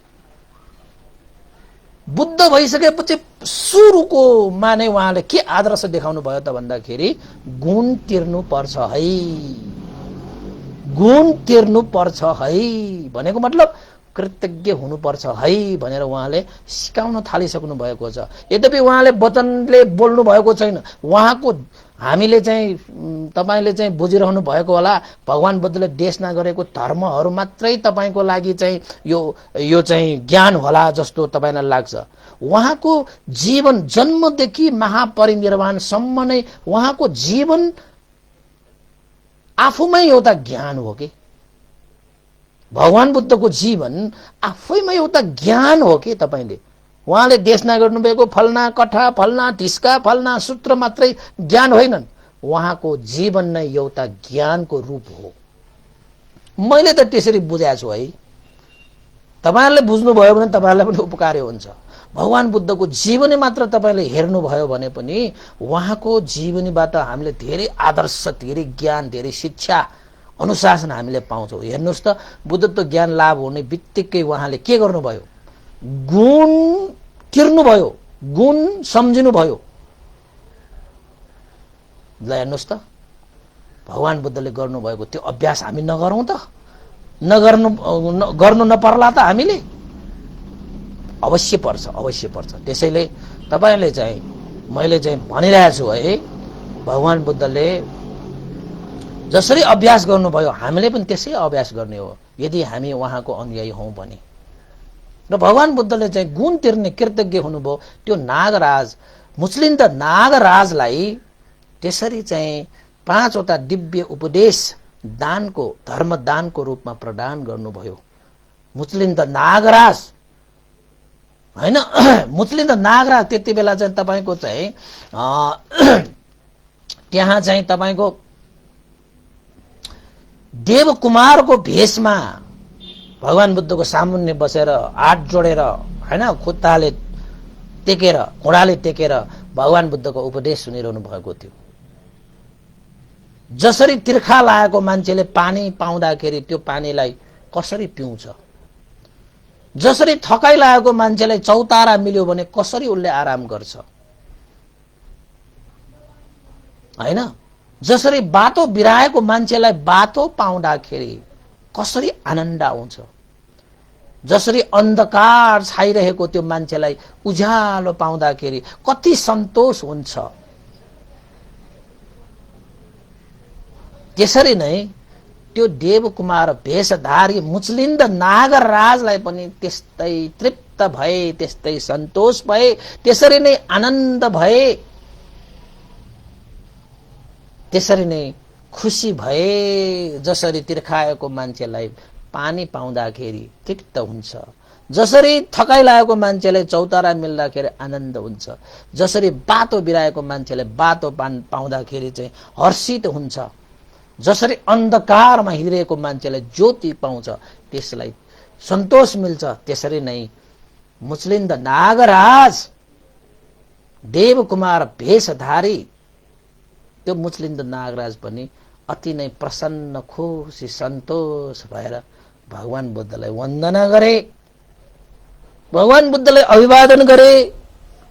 भगवान शास्ता मेरो लागि यो अमृत उपदेश भयो, धन्य धन्य भगवान शास्ता, धन्य धन्य भगवान शास्ता। यसरी मुचलिन्द नागराजले भगवान बुद्धसँग धर्म उपहार, धर्म दान लिएर आफ्नो जिन्दगीलाई, आफ्नो जीवनलाई धन्य पारे। भगवान बुद्धले कृतज्ञ सम्झेर धर्मदान दिनुभएको कारणले गर्दाखेरि नागराजको जीवन धन्य भयो। यदि हामीले पनि साँच्चै तपाईहरूले आफ्नो जीवनलाई धन्य बनाउने हो भने, आफ्नो जीवनलाई सुखी बनाउने हो भने, आफ्नो जीवनलाई शान्तिमय बनाउने हो भने, हे सुखकामी उपासक उपासिकाहरू, तपाईहरूले पनि भगवान बुद्धले मुचलिन्द नागराजलाई दिनुभएको यो 5 वटा दिव्य उपदेश तपाईले पनि राम्रोसँग धारण गरेर आफैले आफ्नो जीवन धन्य बनाउनुस् र आफ्नो परिवार, आफ्नो समाज, आफ्नो राष्ट्र र संसारलाई तपाईले धन्य बनाउन सक्नुहुन्छ। 1 नम्बरमा सन्तोषी भएर जिउनु सुख हो। याद गर्नुस् है, सन्तोषी भएर जिउनु सुख हो। दोस्रो नम्बर सधर्मलाई चिन्नु, जान्नु, बुझ्नु पनि सुख हो। भनाइको मतलब सधर्मलाई चिनेर, जानेर, बुझेर जीवन यापन गर्नु पनि सुख हो, हैन? तेस्रो नम्बरमा सम्पूर्ण प्राणीहरू उप संयम भई, व्यापार रहित भई भनेको द्वेष रहित भई, क्रोध रहित भई जीवन जिउनु पनि सुख हो। त्यस्तै गरी चौथो नम्बरमा के हो त भन्दाखेरि कामादि राग, काम आदि राग, काम तृष्णा, भव तृष्णा, विभव तृष्णा, त्यस्ता राग तृष्णाहरूबाट राग तृष्णाहरूलाई अतिक्रमण गरी वैराग्य भएर जिउनु पनि सुख हो। चौथो नम्बरमा। अब पाँचौं नम्बरमा के आयो त भन्दाखेरि म मेरो भन्ने अहंकार, घमण्ड, अभिमान रहित भएर जीवन यापन गर्नु परम सुख शान्ति हो रे। यो पाँचवटा उपदेशलाई चाहिँ भगवान बुद्धले नागराजलाई दिनुभएको है। आज मैले तपाईलाई चाहिँ यो हाम्रो समाजमा चाहिँ नाग पञ्चमी भनेर जुन चलनहरू आएको छ त्यो चलनहरू आफ्नै ठाउँमा होला, तर तपाईहरूले चाहिँ आज नागलाई सम्झ्यो होला नि त एक दिन, हैन? त्यसैले मैले तपाईलाई चाहिँ आज उपदेशको मैले अर्कै उपदेश त मैले तयार त मेरो लिस्टमा छ, हैन? तर चाहिँ मैले रथपाल भन्ने लिस्टमा आएको थियो, तर मलाई दिमागमा ठ्याक्कै चाहिँ नाग पञ्चमी रहेछ भने नाग को विषयमै रहेको देशनाहरू सुन्दाखेरि पनि अलिकति सान्दर्भिक होला भनेर म त्यो रथपाल नामक त्यो साह्रै राम्रो सूत्र छ त्यो रथपालको, हैन? त्यो रथपाल चाहिँ म भोलि देशना गर्छु। मलाई त साह्रै रमाइलो लाग्ने त्यो देशना रथपालको, साह्रै खुसी लाग्छ त्यो कथा सुन्दाखेरि चाहिँ। म भोलि सुनाउँछु। हुन त मैले आज शनिबारको दिन भएर त्यो सुनाउने मैले लिस्टमा राखेको थिएँ, हैन? तर चाहिँ आज नाग पञ्चमी भएको कारणले भगवान बुद्धसँग त नागहरूको त्यत्रो सम्बन्ध छ भने किन हामीले चाहिँ आजको दिनमा चाहिँ नागहरूकै लागि भगवान बुद्धले देशना गर्नुभएको? त्यो पनि नाग मात्र होइन, नागराज, मुस्लिम द नागराज, 7वटा टाउको भएको त्यो नागले भगवान बुद्धलाई रक्षा गरेको नि। एकचोटि मैले त्यहाँ नागहरूको त्यो नागहरू पछाडि भएको त्यो नागहरूको भगवान बुद्धको फोटो राखेको थिएँ। कसैले चाहिँ भगवान बुद्धको पछाडि त्यस्तो चाहिँ डरलाग्दो नागहरू राखेर त्यो नराख्नु राम्रो हुन्छ कि भनेर भन्नु भएको थियो। अब थाहा भएन बिचराहरूलाई, हैन? थाहा नभएपछि मान्छेले के भन्छ, हैन? त्योपट्टि गएर त हुँदैन। तर भगवान बुद्धको जीवनमा त्यस्ता नागहरूले नै रक्षा गरेको धेरै घटनाहरू छन् त, हैन? त्यत्तिकै नागहरू त राखेको होइन होला नि त। त्यसरी आज मैले चाहिँ भगवान बुद्धले देशना गर्नुभएको, मुस्लिम द नाग राजलाई देशना गर्नुभएको 5वटा दिव्य उपदेशहरू तपाईहरुले राखे। नागराजले आफ्नो जीवनलाई धन्य ठानेर गए।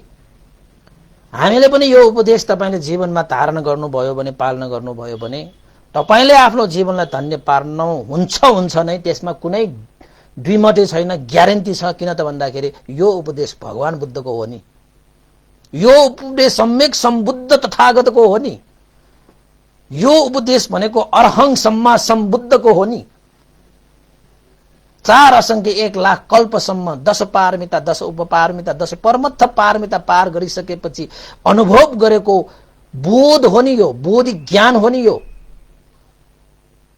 त्यसैले चाहिँ पक्कै तपाईहरुले यो उपदेशलाई धारणा गर्नुभयो भने आफैलाई तपाईले धन्य ठान्नु हुनेछ र तपाईले आफ्नो परिवार, इष्टमित्र, साथीभाइहरूलाई पनि यो उपदेश तपाईले सुनाउनु भयो र तपाईले यो उपदेश दान गर्नुभयो भने पनि उनीहरूलाई पनि अवश्य धन्य हुन्छ। त्यसैले आजको यो उपदेशलाई चाहिँ तपाईले साथीभाइ, इष्टमित्र, फेसबुकमा भएका ग्रुपहरुमा चाहिँ शेयर गर्नुस् के, शेयर गर्नुपर्छ के, कन्जुसै गर्नुहुन्न के। कन्जुस बन्यो भनेको त त्यो कामादि रागबाट अतिक्रमण गर्नै सकेन तपाईले। यो कन्जुस हुनु भन्नु मतलब लोभी हुनु हो। लोभ भनेको त रागै हो, तृष्णै हो। अनि उपदेश जस्तो त भएन नि, हैन? त्यसैले चाहिँ धर्मलाई तपाईहरुले सुन्नुभयो, धेरै धेरै साधुवाद छ। तपाईहरुले शेयर गर्नुभयो भने झन् अति साधुवाद के तपाईहरुले। किन त भन्दाखेरि भन्दैले बोल्ने त 1 घण्टा 1.5 घण्टा या 2 घण्टा नै हो नि, तर यही 1-1.5 घण्टालाई साराको माझमा पुगेपछि त यसले साराको उपकार हुन्छ नि त। यो भन्देको मात्रै बोली वचन होइन, यो त भगवान बुद्धको हो नि। यो 5 वटा उपदेशमा कहाँ मैले यताउता गर्न मिल्छ र? मिल्दैन। यो त 5 वटा दिव्य उपदेश कसको लागि? नागराजको लागि, नागहरूको लागि, त्रिछान भन्छ त्यस्तोलाई चाहिँ, यो पशुहरूको लागि दिएको, पशु योनिमा जन्मेको। तपाईले चाहिँ बर्मा देशमा जानुभयो भने अहिले पनि त्यहाँ एउटा अजिङ्गर छ, अष्टशील पालन गर्छ, 12 बजेपछि के पनि खाँदैन। त्यो नागलाई त्यहाँ तपाईले अहिले पनि बाँचिरहेको छ। हेर्न जानुभयो भने त्यो नाग आफै नुहाउँछ, आफै आएर ओछ्यान राखेको छ, ओछ्यानमा आएर सुत्छ। हामीले त्यो नागलाई आफ्नो गलामा चाहिँ बाँडेर फोटो लिन मिल्छ। गएर हेर्नुस् न, अहिले पनि जीवितमान नागहरू छ त्यहाँ। त्यस्ता नागहरू पनि हुन्छन् के? तपाईले बर्मामा कोही जानुभएको छ भने सायद थाहा पाउनु भइसक्यो होला, भन्तेले कुन चाहिँ भन्नुभएको होला। त्यहाँ एउटा अजिङ्गर छ, लामो अजिङ्गर छ, बाँचिरहेको छ। सबै बर्मामा जाने त्यो ठाउँमा जान्छ। अष्टशील पालन गर्छ भने त्यो नागले, ओहो त्यो चाहिँ अजिङ्गर छ, अजिङ्गर भन्छ ठुलो भएकोले, हैन? त्यसैले चाहिँ भगवान बुद्धको जीवनमा यस्ता नागहरूको धेरै धेरै सम्बन्धहरू रहेको कारणले त्यो नागहरूको सम्बन्धको बीचमा आज मैले एउटा विषयवस्तु मुचलिन्द नागराजको तपाईहरुलाई चाहिँ मैले प्रस्तुत गरे। तपाईहरुले सुनिदिनु भयो, शान्त दान्तपूर्वक, आदर गौरवपूर्वक सुनिदिनु भयो, शेयर गरिदिनु भयो होला। त्यसको लागि तपाईहरुलाई धेरै धेरै साधुवाद छ। यो ज्ञानलाई नबिर्सनु होला। यो दिव्य उपदेश हो। यो उपदेशबाट हामीले जीवनमा चाहिँ दिव्य स्वामित्व हामीले प्राप्त गर्न सकिन्छ र आशा एवं विश्वास छ यसरी नै तपाईहरुले चाहिँ उपदेशहरुलाई चाहिँ निरन्तर आफ्नो हृदयमा धारण गरेर, हैन, सुन्न मात्र होइन, धारण गरेर जीवनमा पनि पालन गरेर भगवान बुद्धद्वारा देशित त्यो उपदेशबाट प्राप्त हुने महान आनिसंशहरू पनि तपाईहरुले प्राप्त गरेर आफ्नो जीवन सुखमय शान्तिमय बनाउने छ भन्ने आशा एवं विश्वासका साथ आजको उपदेश यही टुङ्ग्याउन चाहन्छु। सबैको मंगल होस्, कल्याण होस्, जय होस्। र आजको यस नाग पञ्चमीको दिनमा भगवान बुद्धले नागराजलाई दिनुभएको यो उपदेश सबैको लागि सार्थक होस् भन्दै बिदा हुन चाहन्छु। र अन्तमा जति पनि हामीले प्राप्त गरेको पुण्य छ, यो पुण्यको अनुभवले दिवंगत हाम्रा गुरुवर ज्ञान पूर्णिक महास्तिवीर भन्तेलाई निर्वाण धर्म साक्षात्कार गर्नको निमित्त यो पुण्य हेतु होस् भन्दै हामीले पुण्यानुमोदन गरौं। र अन्तमा सम्पूर्ण उपासक उपासिकाहरूको आजको दिन मंगलमय होस्, कल्याणमय होस्। भवतु सब मंगलं। साधु साधु साधु। इदं नो ज्ञातिनां होतु सुखितावन्तु ज्ञातयो। इदं नो ज्ञातिनां होतु सुखितावन्तु ज्ञातयो। इदं नो ज्ञातिनां होतु सुखितावन्तु ज्ञातयो। एतावता सम्मेहि सम्पदं पुण्यसम्पदं सब्बे देवानुमोदन्तु सब्ब सम्पत्ति सिद्धिया। एतावता सम्मेहि सम्पदं पुण्यसम्पदं सब्बे सत्तानुमोदन्तु सब्ब सम्पत्ति सिद्धिया। एतावता सम्मेहि सम्पदं पुण्यसम्पदं सब्बे भूता अनुमोदन्तु सब्ब सम्पत्ति सिद्धिया। साधु साधु साधु।